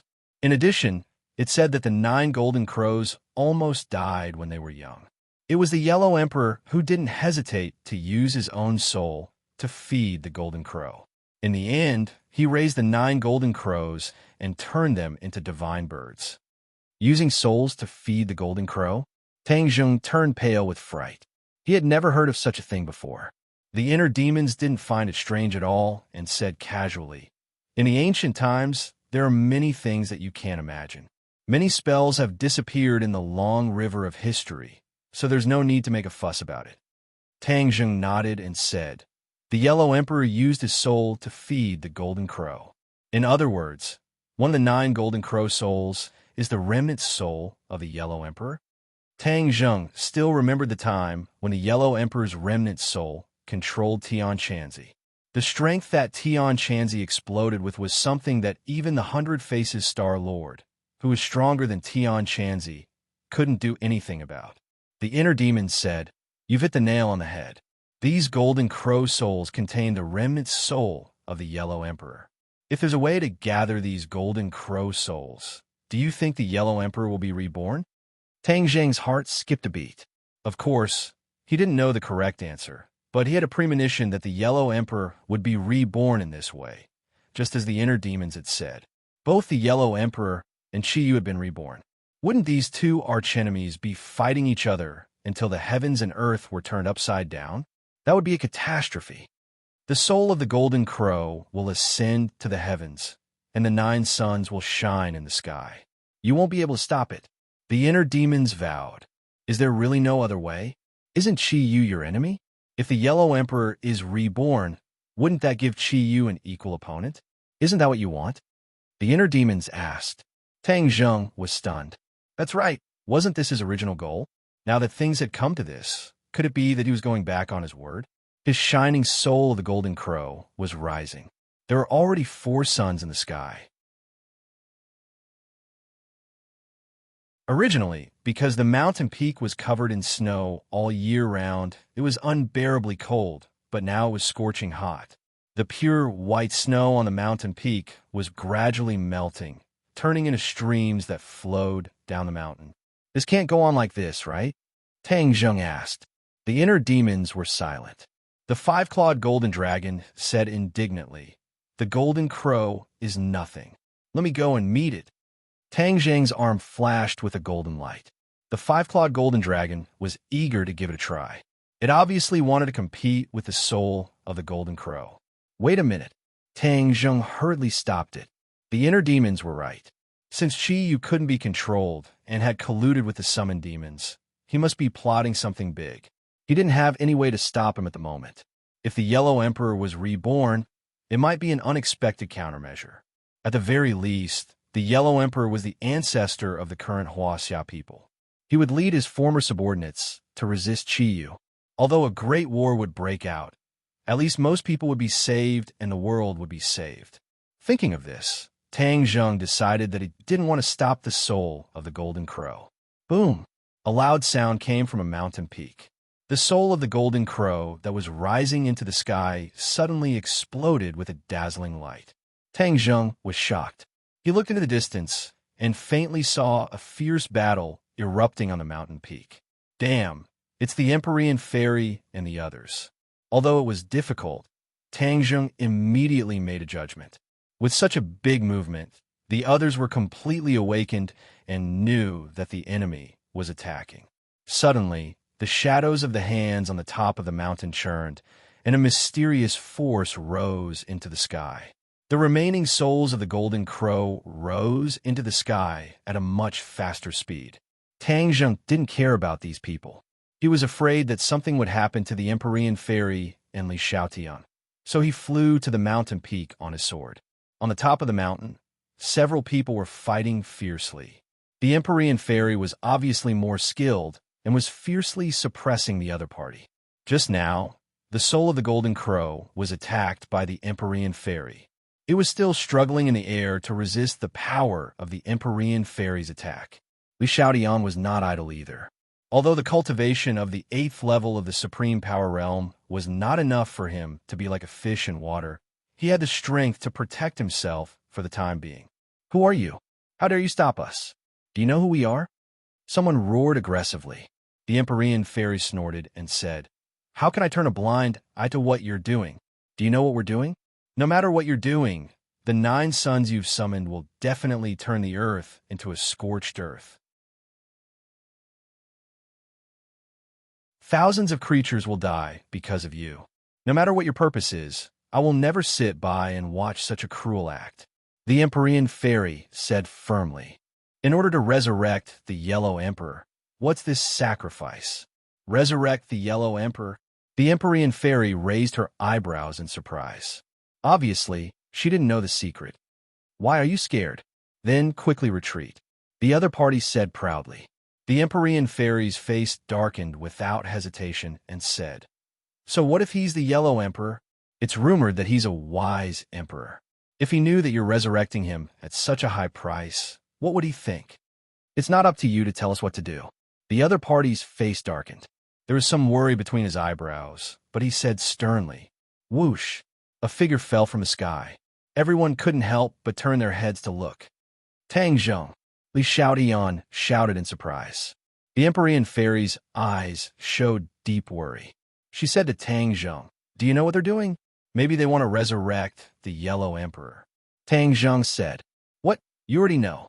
The Empyrean Fairy was shocked. Even the others were curious. They didn't know how this guy, who suddenly appeared, knew such a secret. Their methods are too cruel. They actually want to pay such a huge price to achieve this. The Empyrean Fairy said hatefully, What price? Tang Zheng was at a loss. The Empyrean Fairy pointed to the soul of the Golden Crow in the sky and said, 10 suns in the sky, the world will be plunged into misery and suffering. Many lives will die in this scorching heat. Don't you know? Is that so? Tang Zheng was shocked because he did not think of this. Don't you have a shooting sun, arrows, and heaven-shocking bow? Have you forgotten what these 2 divine weapons were used for? The Empyrean Fairy asked. Tang Zheng was startled. With a flash of inspiration, he immediately remembered the use of these 2 divine weapons. This was the divine weapon that Ho-E used to shoot down the sun. Wasn't it used to shoot down the extra sun? How did the Golden Crow die? Could it be that he died at the hands of Ho-E under the shooting sun arrows? Heaven-shocking bow, shooting sun arrows. How did you get these 2 divine weapons? When the other party heard these words, he turned pale with fright. The illustrious reputation of these 2 divine weapons was like thunder to them. These 2 divine weapons were not forged by Ho-E. but had existed since ancient times. It was unknown which almighty expert had forged these divine weapons. If it wasn't for the two divine weapons fusing into one, it wouldn't have been able to threaten the existence of the Golden Crow. However, the power of these two divine weapons was not something that ordinary people could unleash. For a long time, no one could pull open the heaven-shocking bow and shoot out the shooting sun arrows. In ancient times, many Golden Crow died under these two divine weapons. Later on, the divine weapons fell into the hands of the Yellow Emperor, and all the Golden Crow in the world were exterminated, leaving only 9 Golden Crow chicks. The Yellow Emperor adopted the Golden Crow chicks and sealed the divine weapons. From then on, the divine weapons were covered in dust, and many people even forgot about its existence. Until 10,000 years later, the world had already undergone a huge change. The Yellow Emperor was no longer in this world, but the 9 Golden Crows were still alive. For some unknown reason, the Golden Crows went crazy and rose into the 9 heavens, turning into 9 suns. 10 suns hung in the sky, causing the common people to suffer unspeakably. At this time, Hoi had gone through a lot of hardships and finally found the heaven-shocking bow and the shooting sun arrows. He drew his bow and shot the 9 Golden Crow, saving the people, and was praised by the world. Although the Golden Crow was dead, the soul of the Golden Crow was not extinguished. It landed on the 9 mountain peaks at the top of the world. This matter was a secret. It was unknown how this group of people found out about this news, and then summoned the soul of the Golden Crow, causing the scene of the 10 suns shining in the sky to appear in the world. Is there anything strange about me having these 2 divine weapons? Tang Zheng asked. The other party's expression kept changing as he sized up Tang Zheng, as if he wanted to see through him. Suddenly, the other party's eyes lit up, and he screamed in shock, "Skywalker! You're actually a Skywalker." This group of old subordinates of Qi, you were extremely familiar with Skywalkers.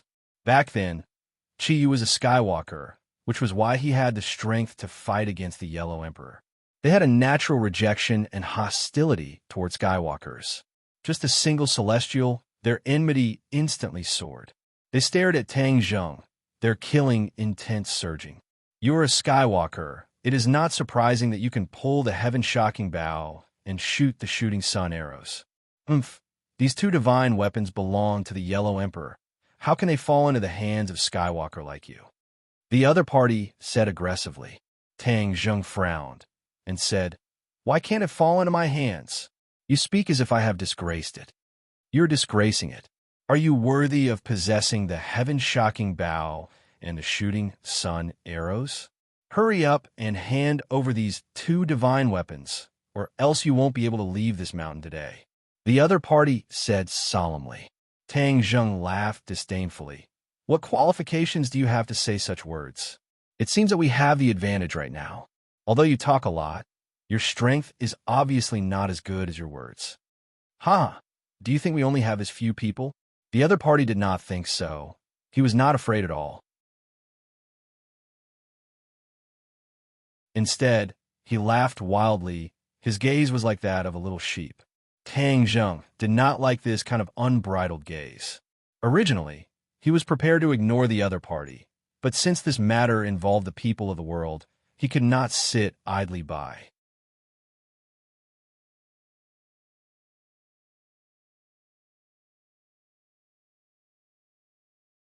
Chapter 1139. The other party let out a long roar towards the sky. The roar shook the heavens and spread far and wide. Immediately, roars came from the other mountains in response. In that moment, the roar reverberated like thunder in one's ears. "Crap, he's calling for help." The Empyrean fairy immediately saw through the other party's intentions and prepared to attack again.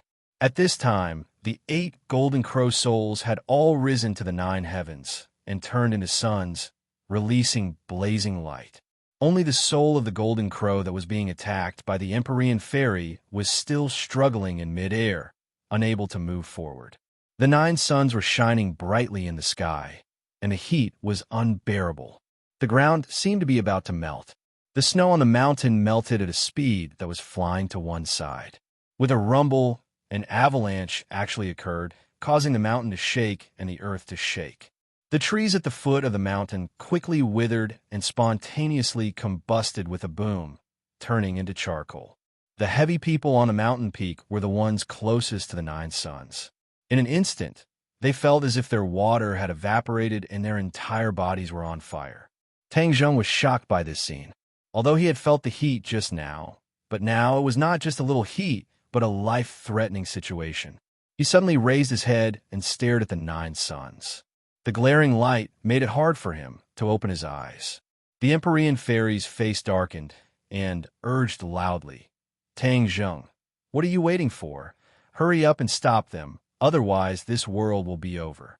Tang Zheng also realized that the situation was worse than he had imagined, and immediately took out the heaven-shocking bow and sun-shooting arrow. When he saw that he had successfully knocked the arrow, the other party was obviously shocked and shouted, "Stop him!" So.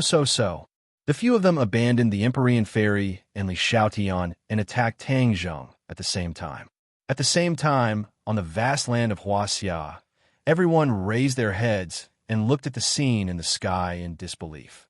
When the nine suns appeared in the sky, many people subconsciously thought that they were seeing things, but when they saw the same reaction as them, they understood that they were not seeing things.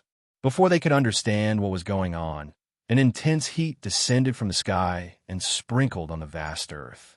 Everyone immediately felt uncomfortable. Although the nine suns were tens of thousands of meters in the sky and were very far away, the scorching heat was still very uncomfortable after traveling for tens of thousands of meters.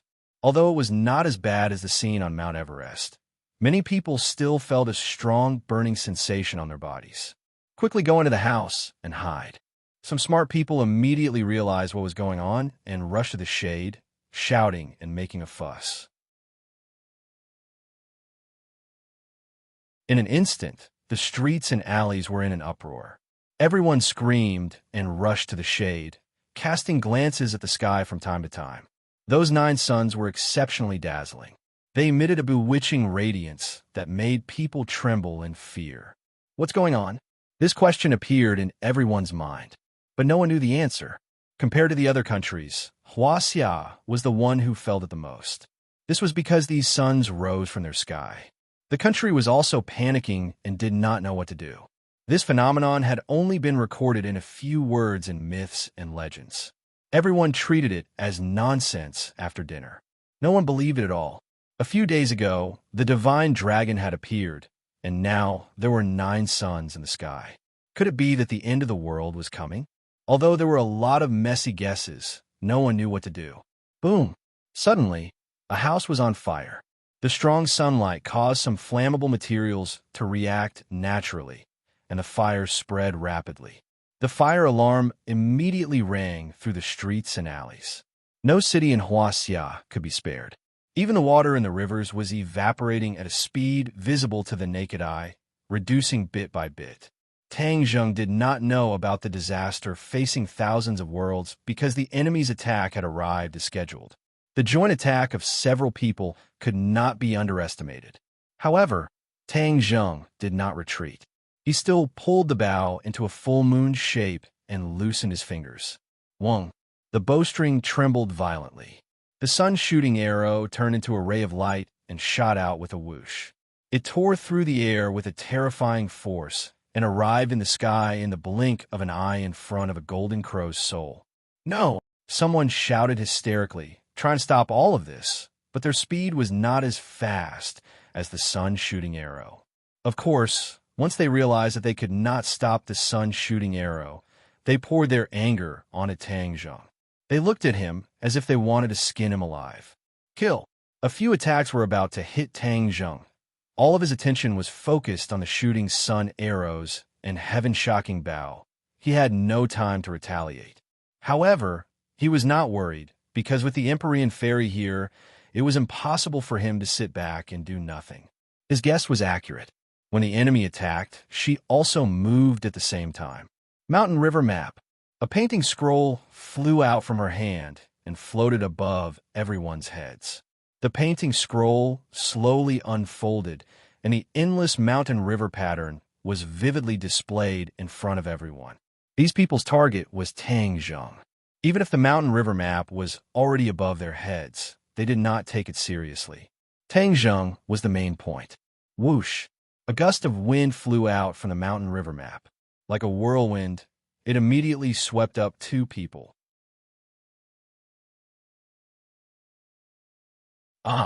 They immediately realized that something was wrong and let out heart-wrenching screams. However, it was too late. The two of them were thrown down the cliff with a whoosh and were ruthlessly thrown down the cliff. Just as a long sword was about to pierce Tangjung's chest, a huge rock fell from the sky and landed on the longsword. Kacha!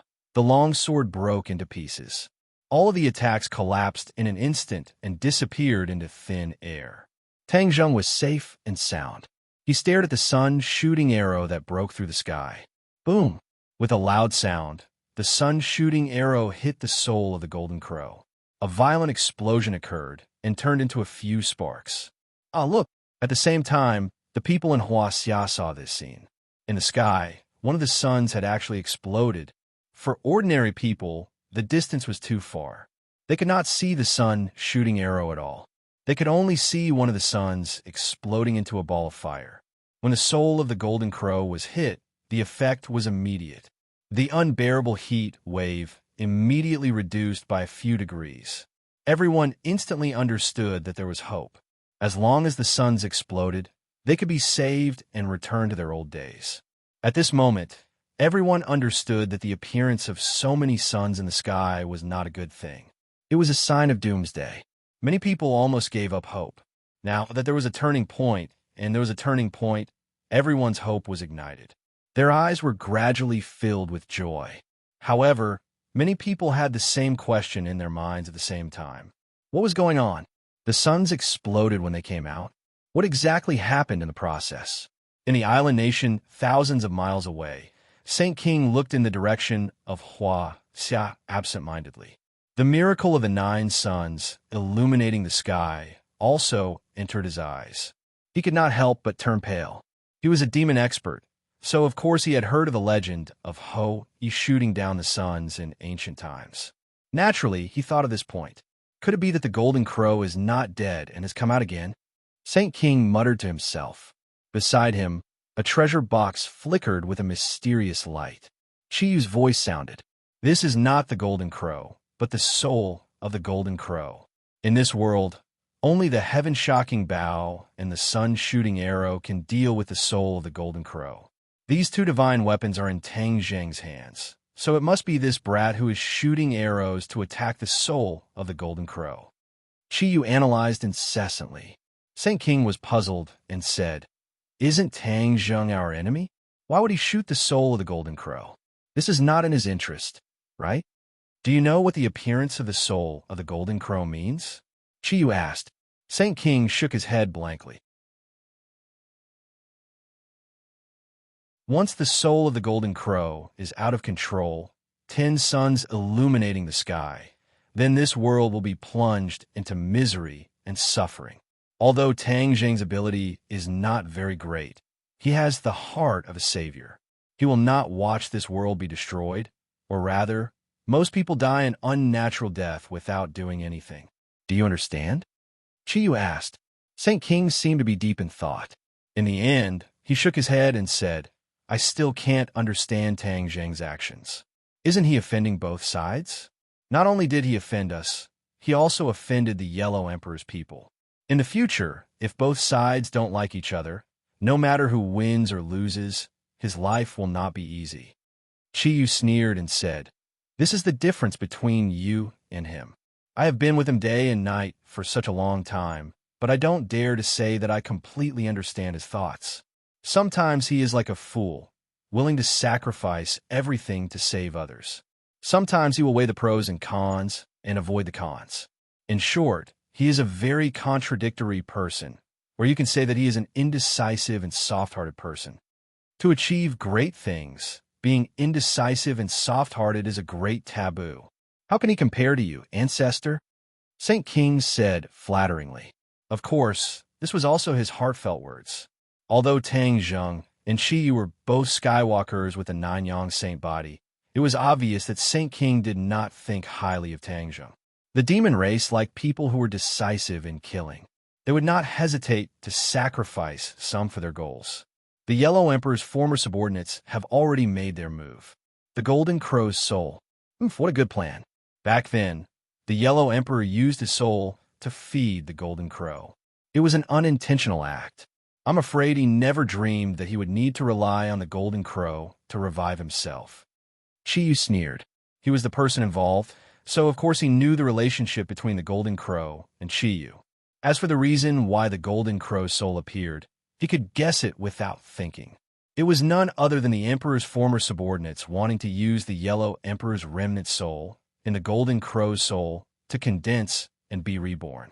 However, in order to condense the Yellow Emperor's remnant soul, they had to summon the 9 Golden Crow's souls and extract the Yellow Emperor's remnant soul from them to condense into a whole. Qi Yu knew better than anyone what this meant. Although he did not experience the history of Yi shooting down the suns, he had seen the Golden Crow long ago. He deeply understood the power of the Golden Crow.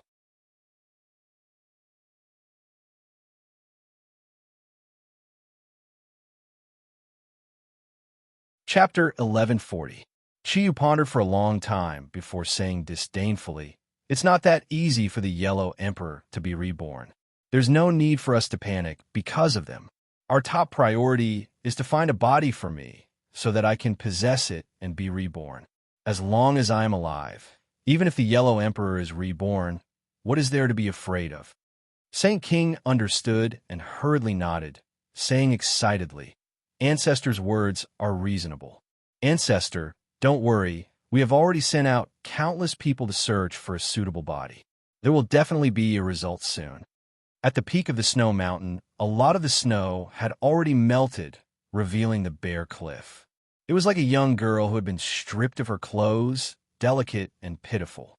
Everyone had witnessed the power of the sun shooting arrow with their own eyes. High up in the sky, the sun shooting arrow struck the Golden Crow's soul. With a boom, the Golden Crow's soul shattered into pieces, turning into flames that filled the sky and scattered in all directions. This scene was truly shocking. The sound of the explosion was like a clap of thunder that landed in their hearts, causing their internal organs to tremble. Many people subconsciously froze as they stared straight at the sky. The scattered souls of the Golden Crow were not completely annihilated. Instead, they were dancing and circling in the sky. Many of these people had never seen the power of the sun shooting arrow with their own eyes. Now that they had seen it with their own eyes, they finally understood how terrifying it was. Oh! A sharp howl pierced through the sky. The anger within caused the air to surge, as if it was about to pierce through the heavens. Following that, screams rose and fell one after another, causing one's heart to tremble in fear. "Hee, are you angry just like that? I only managed to hit one Golden Crow's soul." Empyrean Fairy sneered. She did not put the anger of these people in her eyes at all. Instead, she felt that it was to her heart's content. "Tang Zheng, don't stop. Continue shooting down the other Golden Crow's souls." Hearing Empyrean Fairy's urging, Tang Zheng did not delay any longer. Taking advantage of the moment when the enemy was distracted, he once again pulled open the heaven-shocking bow. The sun-shooting arrow had already returned to his hand and was firmly placed on the sun-shooting arrow. Whoosh! The shooting sun arrow once again pierced through the sky. It was as if the sky was falling and the earth was rending. A long scar appeared in the sky, as if a huge space was being torn apart. It was ferocious and terrifying. Boom! Another Golden Crow soul was struck by the arrow again, and it turned into flames that filled the sky. The soul of the Golden Crow was a living target. It floated in the sky and looked majestic, but there was no way it could avoid the attack of the shooting sun arrows. Many heart-wrenching screams rang out, and many figures arrived on time. In an instant, they arrived at the mountain peak where Tang Zheng and the others were at. "Who are you?" When they saw the heaven-shocking bow and the shooting sun arrows in Tang Zheng's hands, Everyone's eyeballs almost popped out as they asked hysterically. Tang Jing's expression didn't change. He didn't answer at all and immediately shot the third arrow. The shooting sun arrows whistled through the air. Some people did not want to be outdone. They leaped up and directly blocked the shooting sun arrows. The magic treasures in their hands bloomed with dazzling light. Boom! This person was like a kite with a broken string. He flew out and smashed into the snowy mountain far away, creating a huge crater and causing an even bigger avalanche. When the others saw this scene, they were shocked by the power of the shooting sun arrows and remained silent for a long time. But in the next second, someone let out a surprised cry. Under everyone's watchful eyes, that person actually flew out of the huge crater. His entire body was covered in blood, but his life was not in danger. Everyone revealed an expression of disbelief. In their subconscious, the shooting sun arrows and the heaven-shocking bow were peerless divine weapons. Even the golden crow was not its match, so how could a normal person survive under the shooting sun arrows? But now, it seemed that this was not the case.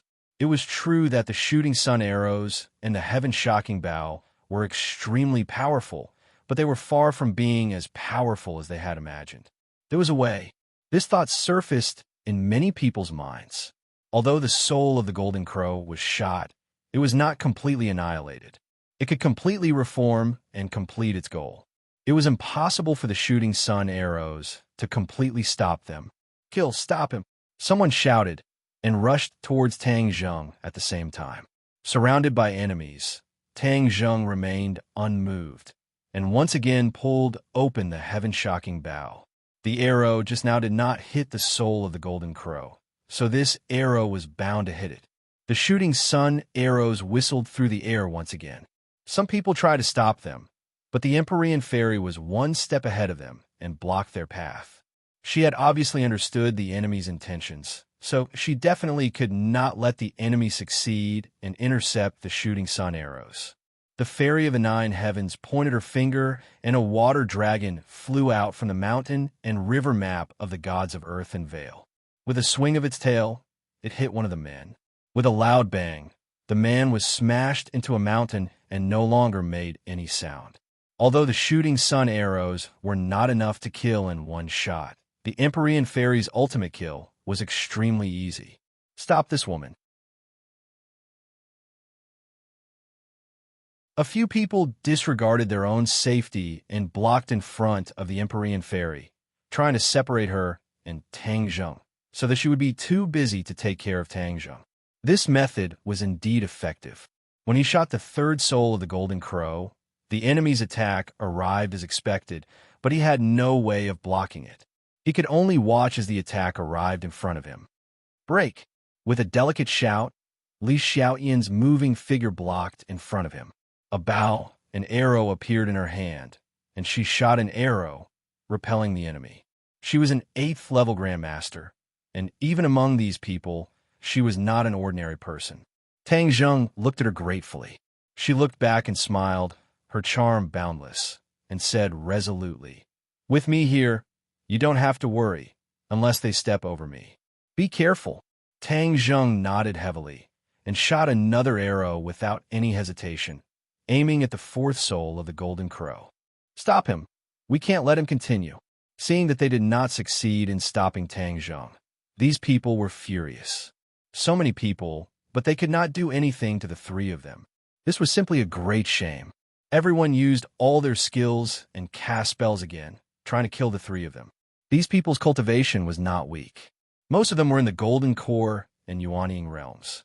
If they were in the secular world, they would definitely be first-class masters. It was a pity that they were facing top masters like the Empyrean Fairy and Tang Zheng. Even if the other party had a large number of people, they could not take the initiative for a while. "Get out of the way, I'll take care of them." Suddenly, a person flew out from behind the crowd. When his feet landed on the ground, it was as if he had stepped on a mountain peak with a great force. The ground shook violently a few times before it stopped. The crowd automatically made a path for this person to pass through. He was not tall, but he was handsome. He was a standard young man, enough to make many young girls scream in love. Who exactly are you people? Why do you want to stop the soul of the Golden Crow? He asked with a livid face. His voice was like that of an announcer, articulating perfectly. In fact, before he was possessed, he was indeed a host of a small television station. However, now he had changed completely. He had become a general under the Yellow Emperor in the ancient times. His name was Immerse. Immerse's cultivation was obviously higher than the other former subordinates of the Yellow Emperor. He was in the divine transformation realm. Tang Zheng's eyes narrowed slightly. He stared straight at the other party. He also realized that the other party's cultivation was not ordinary. He said, "Who are you? Why do you insist on summoning the soul of the Golden Crow?" "My name is Immerse." Immerse? Tang Zheng frowned. He had never heard of this name. The inner demons said lazily, "In the ancient times, the Yellow Emperor had two generals, one male and one female. You have already seen the female general. She is Lu Wuxin. Now that you have seen the male general, your luck is not bad." Tang Zheng smiled bitterly. He did not know if he should say that he was lucky or unlucky. He had encountered both of the Yellow Emperor's generals. Dealing with Lu Wuxin alone was not easy. Now that Immerse was involved, it was undoubtedly going to be even more difficult. "So you are Immerse. In the stories passed down from the ancient times, your name resounded like thunder. Legend has it that you are very benevolent. Why are you being so cruel this time?" The Empyrean fairy asked in disbelief. She had also heard of Immerse's story. Immerse was a master swordsman of his generation. His swordsmanship had reached the peak of perfection. It was said that when it came to swordsmanship, no one could surpass him. Even the Yellow Emperor's swordsmanship was slightly inferior to his. The reason why his name was immortalized was not because of his swordsmanship, but because of his benevolence. After the Battle of Zhuolu, many of the Yellow Emperor's subordinates advocated for the extermination of the entire Zhuli tribe. Immerse, however, strongly advised the Yellow Emperor not to exterminate the entire Zhuli tribe. Only then could the Zhuli tribe be preserved. The Empyrean fairy found it hard to imagine that Immerse would risk universal condemnation and sacrifice so many lives to summon the soul of the Golden Crow. Immerse's face flashed with hesitation and struggle. He remained silent for a long time, his expression fluctuating. Finally, he clenched his teeth and said, "There are many things that are beyond one's control. Moreover, in order to revive the Yellow Emperor, necessary sacrifices are unavoidable." The Empyrean fairy shook her head in disappointment. "The rumors are indeed not trustworthy. Those praises should not have landed on you at all. That is a stain on your good name." Immerse's expression became more and more conflicted. In the end, he said with a long sigh, "Why are you stopping us? The current Huaxia people were founded by the Yellow Emperor. If the Yellow Emperor is reborn, he will lead this people to rise again. Don't you know how great and glorious this is? Haha, ridiculous. What's the point of exchanging countless lives for prosperity? I would rather choose to live a peaceful life than to enjoy the prosperity exchanged with blood and lives."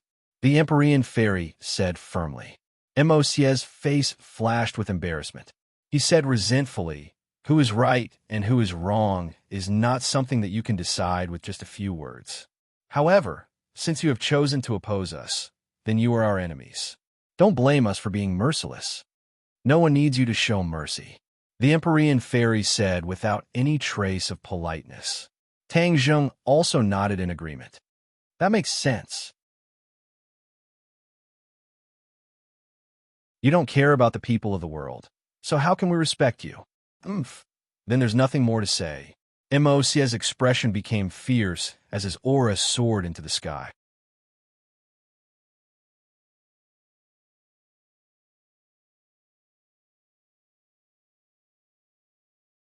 Chapter 1141. When Moi heard Tang Zheng's words, he no longer had any misgivings. His aura changed greatly as he took a step forward. This was a sharp sword chi. Pinnacle novel. Pa pa pa. The exposed rocks around his feet all exploded, turning into piles of gravel and then into fine powder. The sword Qi blew, like the wind sweeping away the clouds, drifting in all directions.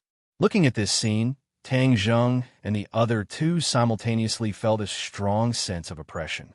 Especially Li Xiaotian, it was especially strong. Shua, with a flash of sword light, Battle Soul appeared in Tang Zheng's hand. At that time, Qiyu controlled Battle Soul and flew in the air.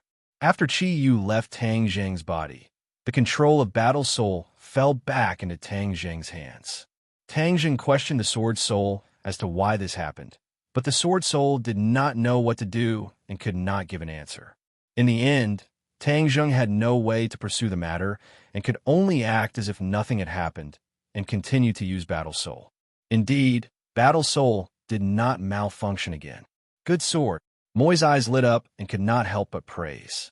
Of course, Tang Zheng said it was a good sword. Tang Zheng, be careful. He is also a sword expert and is best at finding the loopholes in other people's sword techniques. Empyrean Fairy reminded. Tang Zheng was shocked. A swordsman was very powerful, but under normal circumstances, his own sword techniques were good. But other than Moi's extraordinary sword techniques, the most praiseworthy thing was that he was good at finding the loopholes in other people's sword techniques. This was extraordinary. This was because only a person whose swordsmanship and cultivation had reached the acme of perfection could achieve this in a short period of time. From this, it could be seen that Moi's cultivation was extraordinary. Moi did not bat an eyelid. He did not mind that Empyrean Fairy had seen through his specialty. Tang Zheng was 120% alert. After Battle Soul stabbed out, he was fully focused and used all his skills. Xie didn't see it at all. She lightly raised her arm and casually drew a line in the air, like or moving the surface of a lake. With a splash, ripples appeared on the surface of the lake. But in reality, the air was stirred up incessantly. It was like 1,000 layers of waves, and in an instant, it arrived in front of Tang Zheng. With a heavy momentum, the incomparably sharp War Soul sword's attack suddenly deviated and landed on the ground, causing a huge crack to spread out from under his feet. Rumble. A large chunk of the mountain peak was shaved off. The rolling boulders fell straight down the mountain, causing an even bigger avalanche. It was as if the mountain was collapsing and the earth was cracking. However, the people on the mountain peak did not have the slightest reaction. They were even stingy with the slightest bit of superfluous glances. Tang Zheng's expression changed drastically. He was well aware of the power of his sword, but it was easily neutralized by his opponent. The difficulty of this was not something that could be explained in a few words. From this, it could be seen how high Immerse's cultivation was, and how exquisite her swordsmanship was. Your sword technique is too inferior compared to my sword. Immerse shook his head, as if he felt that it was a pity for the War Soul sword. The Divine Sword did not have a corresponding sword technique, which was a pity for sword practitioners. Is that so? I don't think so. For a long time, Tang Zheng thought that his heaven-flying immortal sword technique was perfect and that it was a sword technique that he could rely on to protect his life. But later on, as his cultivation and vision increased, he realized the shortcomings and limitations of the heaven-flying immortal sword technique. When he saw the Tai Chi Yin-Yang sword technique, he immediately understood that this was a sword technique that was of a higher level and more powerful than the heaven-flying immortal sword technique. Now that Immerse had pointed out the inadequacy of the heaven-flying immortal sword technique. Although this was an indisputable fact, Tang Zheng subconsciously did not want to admit it and refuted it without hesitation. Immerse's mouth hooked up into a devilish smile, which was enough to captivate most women. He said unconcernedly, "There is no need to argue about the facts. If you don't believe me, you can attack again. We can sit down and discuss the sword." Shua.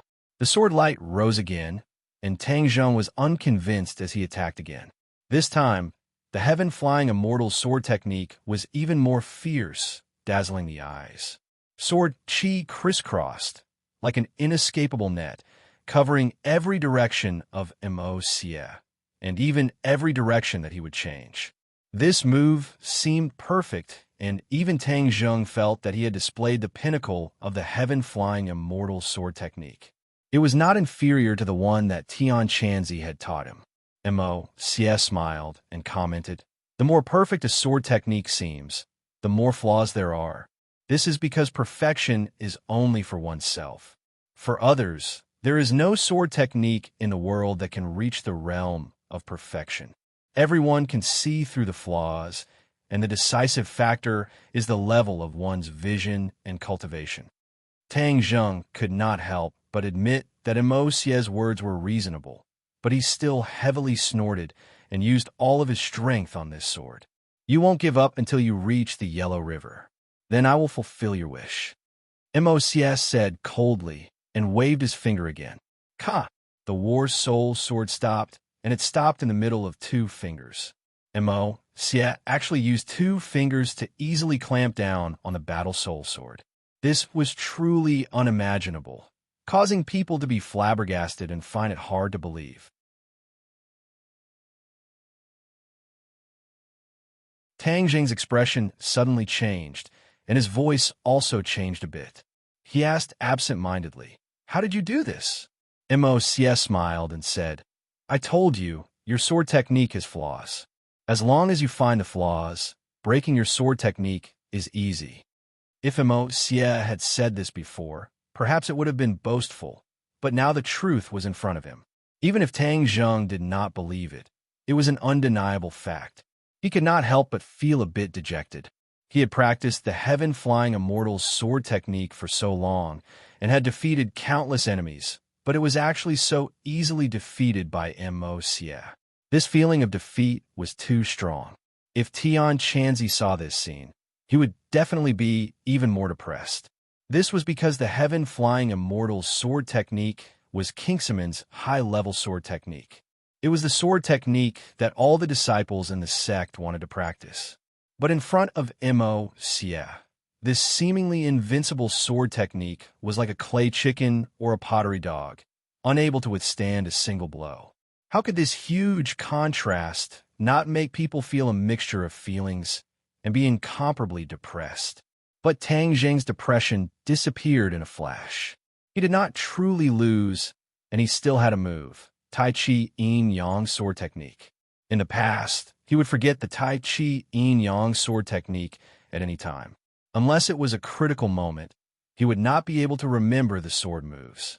However, ever since he had completely mastered the 6 moves of the first level of this set of sword technique, the Taiji dual forms sword technique had undergone a qualitative change. It no longer disappeared without a trace in his mind, but appeared clearly in his mind. Those sword moves that he had already memorized by heart. With just a thought, the sword moves would be extremely powerful. The 6 moves of the first level of the Taiji Yin and Yang swordsmanship were completely displayed by him in a flash. Immediately, a gust of wind blew over the mountain peak. Sand and pebbles flew up into the air and intertwined into a special pattern, the Taiji Yin and Yang fish. Mos cried out in surprise. He stared straight at the sky, and then looked at the sword technique that Tang Zheng displayed so easily. He seemed to be deep in thought, and said in amazement, "This sword technique is as different as heaven and earth from the previous one. One is like the stars in the 9th heaven, and the other is like a spark in the mortal world. There is no way to compare them." Tang Zheng was surprised. Although he knew that the Tai Chi Yin Yang sword technique was superior to the heaven-flying immortal sword technique, he did not expect it to be superior to this extent. Mos's comment was definitely not simple. He praised the Tai Chi Yin Yang sword technique to an extremely high position. This was something that Tang Zheng did not expect. Even the Empyrean fairy, who was watching from the side, was secretly amazed. She had once heard that on the path of the sword, no matter if it was an expert who had been famous for a long time or a new rising star, as long as the other party did not enter Mos's discerning eyes, then it would be very difficult for him to even give a few words of evaluation, let alone praise. The Tai Chi Yin Yang sword technique broke this habit. There was only one explanation for this, and that was that the Tai Chi Yin-Yang sword technique was so powerful that it won Immerse's favor. Although Tang Zheng did not understand the specific situation, he vaguely guessed this point. He was both happy and curious. What other treasures were hidden in the Langya Pavilion? This sword technique was from the Langya Pavilion. In addition, if the treasures hidden in the higher floors were to appear, it would probably cause an even greater shock and its power would be greater. He could not help but look forward to the next trip to the Langya Pavilion. Speaking of which, he did indeed have the qualifications to go to the Langya Pavilion. He had already made the decision to go to the Langya Pavilion as soon as this matter was over. Now that the enemy was getting stronger, if he did not learn more powerful skills or pass them on to the people around him to increase their strength, then the situation on his side would be very bad. Swish, swish, swish. The Tai Chi Yin-Yang fish spun quickly. Streaks of sword light fell from the sky like a rain of swords, falling towards Immerse. All the attacks gathered together to attack Immerse alone. It could be seen how much importance Tang Zheng attached to him. Immerse's expression became a bit gloomy for the first time. He looked at Tang Zheng with burning eyes and said, "I really underestimated you. I don't know who taught you this sword technique, but without a doubt, the person who created this sword technique must be a peerless genius." After a slight pause, Immerse said with emotion, "There are geniuses in the Pinnacle Mountain generation. If so, in the years that I disappeared, the world has changed so much. Not only the mountains, rivers, and lakes, but even the development of sword techniques is so praiseworthy. It is really a fortunate thing." Tang Zheng did not know who created the Tai Chi Yin-Yang sword technique, but he had long admired him from the bottom of his heart. Hearing Immerse's praise, Tang Zheng did not thank him. Instead, he continuously activated the Tai Chi Yin-Yang sword technique. Swish, swish, swish. Swords fell like rain. Tens of thousands of swords shot towards Immerse. Swish. A streak of sword light lit up from Immerse's hand. The sword light bloomed from his hand. It did not have the brilliant brilliance of 1,000 fathoms. Instead, it returned to its original state. It was extremely simple, with only the tip of the sword shining with a little bit of light. But without a doubt, this was a good sword. No matter if it was an amateur or an expert, as long as they saw this sword, they would not hesitate to praise it as a good sword. It was indeed a good sword. It was the divine weapon that accompanied Immerse on his expeditions to the north and south, Ganjiang. Ganjiang was the name of this sword. It was very domineering. Back in the day, it was transported to the north and south of the river. The combination of Ganjiang and Immerse caused the enemies to tremble in fear.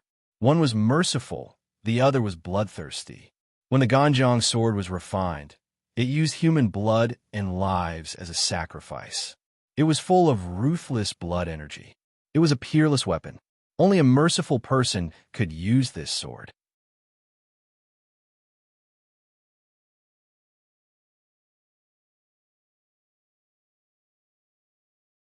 Chapter 1142.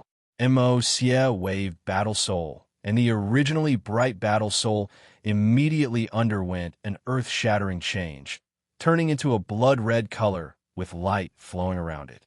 The sword light suddenly rose up like a waterfall, rushing towards the sky to welcome the rain of swords falling from the sky. Boom, boom, boom. The sword light flickered in the air, overflowing with brilliant colors, but disappeared without a trace in an instant. The Ganjiang sword flew into the sky and rushed into the Tai Chi Yin-Yang fish. Kacha! Like a sudden clap of thunder, the Tai Chi Yin-Yang fish split into pieces, turning into a cloud of dust that drifted away with the wind. A red light streaked across the sky, the Ganjiang sword slicing through the air towards Tang Zheng. Tang Zheng's expression suddenly changed. He raised the War Soul Sword, and with a ding-dang sound, Tang Zheng flew out with the War Soul Sword, landing on the edge of the cliff, almost falling down. Good. When the other Yellow Emperor's old subordinates saw this scene, they all clapped their hands in joy. Previously, they were fiercely suppressed by Tang Zheng and the other two, and this resentment was hard to get rid of. Li Xiaodian came to Tang Zheng's side like a gust of wind, supporting him and asking with concern, "How are you?" Tang Zheng shook his head, swallowing back the blood in his mouth, and said, "His sword technique is really powerful. Just now, the opponent's attack had defeated his Tai Chi Yin-Yang sword, and it was defeated in a single exchange." It could be seen how powerful the opponent's sword technique was. Immerse's expression was not good. He looked at Tang Zheng and said, "You can be proud because just now, I used my sword technique to defeat you, not to find a flaw in your sword technique." Immerse did not find a flaw in Tang Zheng's sword technique. When the others heard this, their expressions changed greatly because they understood the meaning of this sentence too well. Tang Zheng's sword technique was definitely very exquisite, so even Immerse was unable to find his flaw in such a short time. Why did he have this kind of luck to be able to cultivate such an extraordinary sword technique? In addition, if his attainments in this sword technique were to become even more profound in the future, would Immerse still be his opponent? Immediately, many people had murderous intentions towards Tang Zheng. They made up their minds that this time, they had to keep him here. They couldn't let the tiger return to the mountain. Tang Zheng did not know what these people were thinking. He simply realized that the Taiji dual forms sword technique was extraordinary. What sword technique is that? Immerse couldn't help but ask curiously. Taiji duality sword art. Immerse furrowed his brows. Clearly, he had never heard of this sword technique. With his seniority, if he hadn't heard of this sword technique, then it must have only appeared after his death.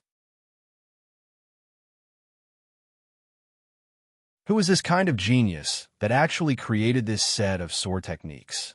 Immerse's heart skipped a beat. If he could meet such a master swordsman, then his life would not be in vain. Good sword technique.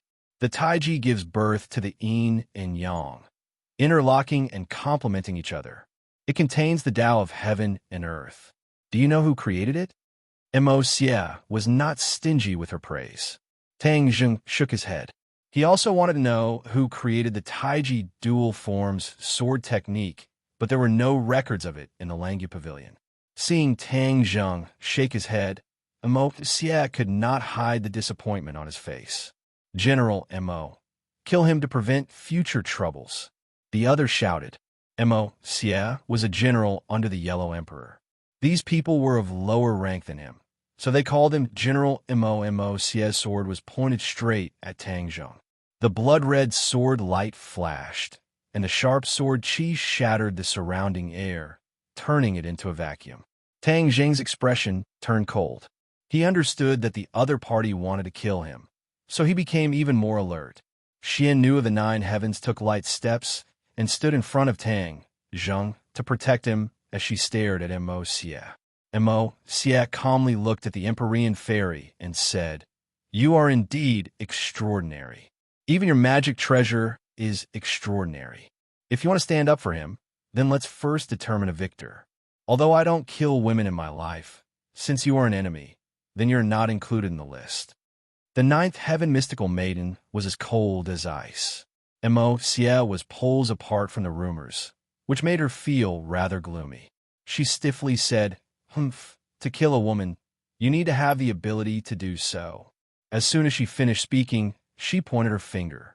The mountain river map in midair flickered with a mysterious light, then flew above Immerse's head. A huge suction force suddenly appeared, and a tornado swept over, trapping Immerse. It was like a strong shackle had locked him down, causing him to be unable to move in an instant. Immerse's expression was normal as he said, "Your magic treasure is indeed extraordinary." After he finished speaking, he raised his head to look at the mountain river map and said, "You want to suck me into this magic treasure? It must have the ability to imprison others. It's not simple. There's actually another world inside this magic treasure. However, I presume that you haven't completely grasped the magic of this magic treasure. Otherwise, it wouldn't be so difficult to imprison a person." Immerse's vision was unique. He only needed to take a look to discern the magic of the mountain river map. The mountain river map was passed down to the Empyrean fairy by her father, the Emperor of Heaven. As for the true mysteries of the mountain river map, the Emperor of Heaven didn't explain clearly. He only let the Empyrean fairy explore it herself. The Empyrean fairy had explored it for many years and had indeed discovered many of the mountain river map's mysteries. Every time she felt that she had discovered the true mystery of the mountain river map, not long after, she would overturn this judgment. In short, the mountain river map was like an endless treasure trove. It was as if it was impossible for people to fully grasp it. The Empyrean fairy's heart moved. She had to admit that Immerse's vision was right. However, the more it was so, the angrier she was. Since he had such unique vision, he could completely benefit the common people. Why did he summon the soul of the golden crow to harm the common people? She shouted and clenched her slender, jade-like hands. She shouted, "Mountain river map, return." Whoosh, whoosh, whoosh. The wind blew and the mountain rocks danced. They flew directly toward the mountain river map and disappeared within it. As for the others, they felt the terrifying attraction and felt that they couldn't resist at all. Thus, they hurriedly dodged in all directions and avoided the attack range of the mountain river map. The Empyrean fairy didn't distribute the attack power to the others. Thus, when she saw everyone's reaction, she wasn't surprised at all. She didn't care and instead focused on dealing with Immerse. All the attack power of the mountain river map gathered on Immerse. Immerse also felt the strong pressure. He raised the Ganjiang sword. The blood-red sword light rushed into the sky and rushed toward the mountain river map, as if it was going to tear it apart. The two rays of light and power collided in midair. It was hard to tell who had the upper hand. Tang Zheng knew that he couldn't help, but since the Empyrean fairy had fought for an opportunity for him, he naturally couldn't let such a great opportunity go to waste. Without batting an eyelid, he drew his bow and aimed at another golden crow soul. "Stop!"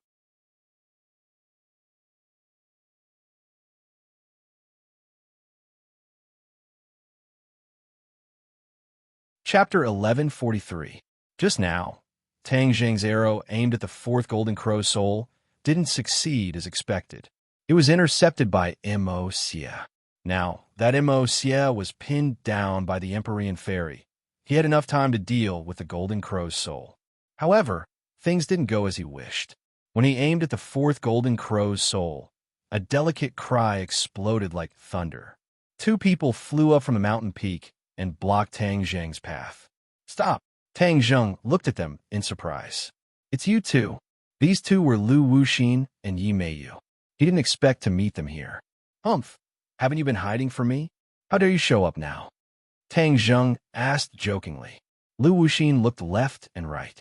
When he saw Immerse, his eyes lit up and he couldn't hide his joy. Today is different from the past. Why wouldn't we show up? Tang Zheng, you've already fallen into our encirclement, yet you still dare to shoot down the golden crow's soul. You really don't want to live anymore. Humph, is that so? It's too early to say such big words. Tang Zheng said disapprovingly. Seeing the sudden appearance of the two people, not only was Tang Zheng shocked, but the other old subordinates of the Yellow Emperor also looked at the two in disbelief and shouted, "Who are you people?" Lu Wuxin suddenly turned around. She said with a dignified expression, "You don't even recognize me? I'm Lu Wuxin." With that, she stretched out her palm. With a flash of green light, the heartless willow appeared in her palm and swayed with the wind. Heartless willow. Everyone couldn't help but cry out in surprise. They looked at Lu Wuxin with shining eyes, as if they wanted to see the valiant and heroic aura of the past. However, after looking for a long time, there was no trace of that aura. "You're really General Lu?" Everyone was skeptical. Lu Wuxin's thick brows furrowed as she shouted angrily. "Open your eyes and take a look. How can I be fake?" Without a doubt, Lu Wuxin's aura completely crushed these people, especially when the Wuxin willow swayed in her palm. It added to her credibility. "She is General Lu." Someone seemed to finally believe her and said loudly. Lu Wuxin looked around complacently, as if he was inspecting his troops. In fact, many of them were her former subordinates. However, after the possession and rebirth, everyone had changed their appearances. For a moment, they did not match up with the people in their memories. Lu Wuxin sighed with emotion. He had almost missed the opportunity to meet these people, and had almost missed the important moment of summoning the Golden Crow's soul. If he hadn't obtained the information from the chief and followed the trail all the way here, it would have been difficult for him to meet up with the rest of the troops. Back then, when she died on the battlefield, the Yellow Emperor was still alive. When she reincarnated, she found that the Yellow Emperor was already dead, so she wanted to revive the Yellow Emperor. Therefore, she planned to gather her old subordinates and accomplish this feat, of course. She didn't have a concrete plan before, but she was confident that she could brainstorm a way to revive the Yellow Emperor after gathering her old subordinates. When she found the movement at the peak of the snowy mountain and the soul of the Golden Crow in the sky, she immediately thought of a way to revive the Yellow Emperor. She impatiently rushed over and coincidentally saw this great battle. Although she did not hear the confrontation between Immerse and Tang Zheng, she recognized that the other party was her old acquaintance Immerse from the Ganjiang sword. During the Battle of Zhuolu, Lu Wuxin died in battle, but Immerse came back to life. Immerse was fighting fiercely with the Empyrean fairy. When he saw Lu Wuxin from the corner of his eyes, he immediately confirmed her identity and said, "Lu Wuxin, beat them back. Don't let them harm the Golden Crow's soul." Lu Wuxin nodded seriously. "Don't worry, Immerse. With me here, they won't be able to harm the Golden Crow's soul." Tang Zheng narrowed his eyes and stared straight at Lu Wuxin. "You're no match for me. What ability do you have to stop me?"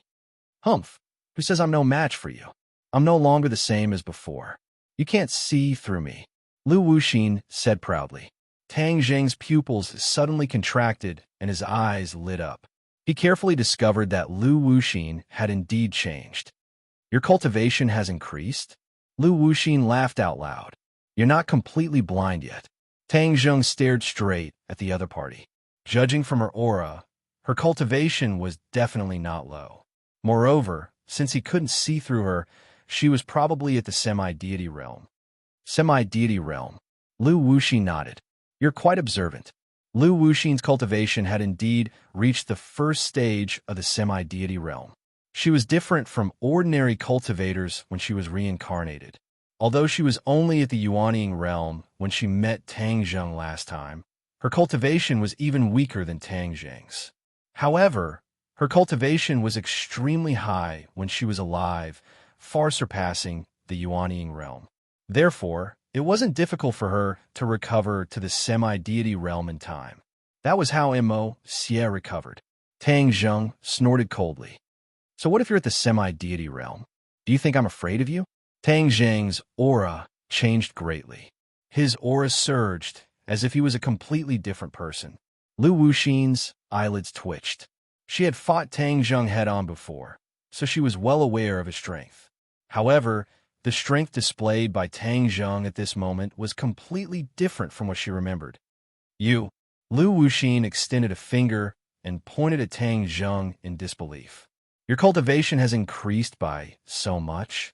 How is this possible?" In her impression, it wasn't surprising that Tang Zheng's cultivation had increased by so much that it wasn't inferior to hers. Tang Zheng was cultivating normally, while she was recovering her strength. The difference between the two was like heaven and earth. From this, it could be seen that Tang Zheng's cultivation speed was terrifying. "If you can do it, why can't I?" Tang Zheng asked with a smile. Lu Wuxin's face alternated between red and white. She originally thought that she could crush Tang Zheng with her current cultivation and take revenge for the past. However, it seemed that she had thought too highly of herself. Her expression kept changing and her mind turned thousands of times. For a moment, she didn't know what to do. However, she quickly calmed down and a cold light flashed in her eyes. She wasn't alone. She had so many subordinates. So how could she be afraid of him? On the contrary, she could take this opportunity to get rid of him completely. This enemy had to be eliminated. Otherwise, when he grew stronger in the future, it would be harder for her to deal with him than to ascend to the heavens. Yimeyu had been silent the entire time. When she heard that Tang Zheng had reached the semi-god stage, her entire body trembled, and her eyeballs almost popped out. This was a realm that she did not even dare to dream of, but she never thought that Tang Zheng would be able to do it so easily. The gap between the two of them was getting bigger and bigger, and it was like a natural chasm, causing her to feel a deep sense of powerlessness. Senior, you must not let him go this time. Otherwise, there will be endless trouble in the future. Yimeyu clenched her teeth as she fanned the flames. Lu Wuxin snorted and said, I know better than you. When Tang Zheng heard Yimeyu's words, he was not surprised at all. Instead, he looked at her with some pity and said, Yimeyu, if you get involved with them, not only will you harm yourself, you will also harm the Ye family in the future. Seeing that I still have some relationship with the Ye family, I advise you to rein in the horse at the edge of the cliff and stop being so obstinate. Yimeyu's face revealed a crazed look as she roared sinisterly. Tang Zheng, what right do you have to tell me what to do? I think you should be the one who should rein in the horse at the edge of the cliff. If you go against Senior, you will die without a burial ground. I want to see how heartbroken that bitchy ding-dang will be at that time. Huh? Tang Zheng raised his thick eyebrows, killing intent surging in his eyes. Who do you think you are? What right do you have to insult ding-dang? Whiz. Before he finished speaking, Tang Zheng moved. Like a whirlwind, he rushed towards Yimeyu. Yimeyu was shocked and retreated in panic. The reason she dared to shout at Tang Zheng was because she had Lu Wuxin's support. She actually knew very well that she was not a match for Tang Zheng at all. She had no chance of winning against him and would only be asking for humiliation. Stop with me here. How can you be so presumptuous? Seeing that, Lu Wuxin took a step forward and arrived in front of Tang Zheng. The Wuxin Lu in his hand danced in the air. A green light flashed and swept towards Tang Zheng. Tang Zheng dodged to the side, barely dodging the attack of the Wuxin Lu, and extended his long arm. Pow! A loud slap rang out, and Yimeyu's face immediately had the imprint of Tang Zheng's 5 fingers. Her cheeks quickly swelled up, making her look extremely miserable. Yimeyu covered her face in disbelief. She did not expect that Lu Wuxin would not be able to stop Tang Zheng, and instead let him succeed. However, she did not know that Tang Zheng had the intention to kill her. If not for Lu Wuxin stopping her, it would not have been just a slap, but her life. However, she did not know the details. Instead, she glared at Lu Wuxin's back and cursed in her heart. Then, she glared at Tang Zheng as if she was about to spit fire. Tang Zheng ignored him and said with killing intent, If you dare to let me hear you speak rudely to Ding Dang again, I will definitely kill you. I promise. Yimeyu's heart turned cold. She was both embarrassed and angry, but she did not dare to refute, as she was completely intimidated by Tang Zheng's aura. A look of anger also flashed across Lu Wuxin's face. Tang Zheng had actually dodged her attack so easily. That slap not only hit Yimeyu's face, it was also equivalent to hitting her face. Especially when the others saw this scene, the Yellow Emperor's old subordinates were in disbelief, and their expressions changed when they looked at Tang Zheng and Lu Wuxin. Lu Wuxin felt his cheeks burning, and felt that he had definitely lost a lot of face in the hearts of the old subordinates. Immediately, she flew into a rage out of humiliation and roared, Tang Zheng, I will kill you. Shua! The Wuxin Lu grew crazily. The willow branches danced in the air, sweeping towards Tang Zheng like a vicious whip. Tang Zheng did not retreat at all. He raised his sword and stabbed forward. This time, he did not use the Flying Immortals from Outer Sky sword technique, but used the Taiji Yin-Yang sword technique. His Taiji Yin-Yang sword technique was becoming more and more proficient. With a flash of sword light, the surrounding chi underwent a huge change. You're tuning into the Romance Rendezvous YouTube channel. We're so grateful for your support, And don't forget to subscribe to join us on this incredible journey through captivating stories. Your generosity through donations truly makes a world of difference, as it's the primary source of revenue that allows me to expand and enhance this channel for you. Thank you from the bottom of my heart for being a part of this adventure.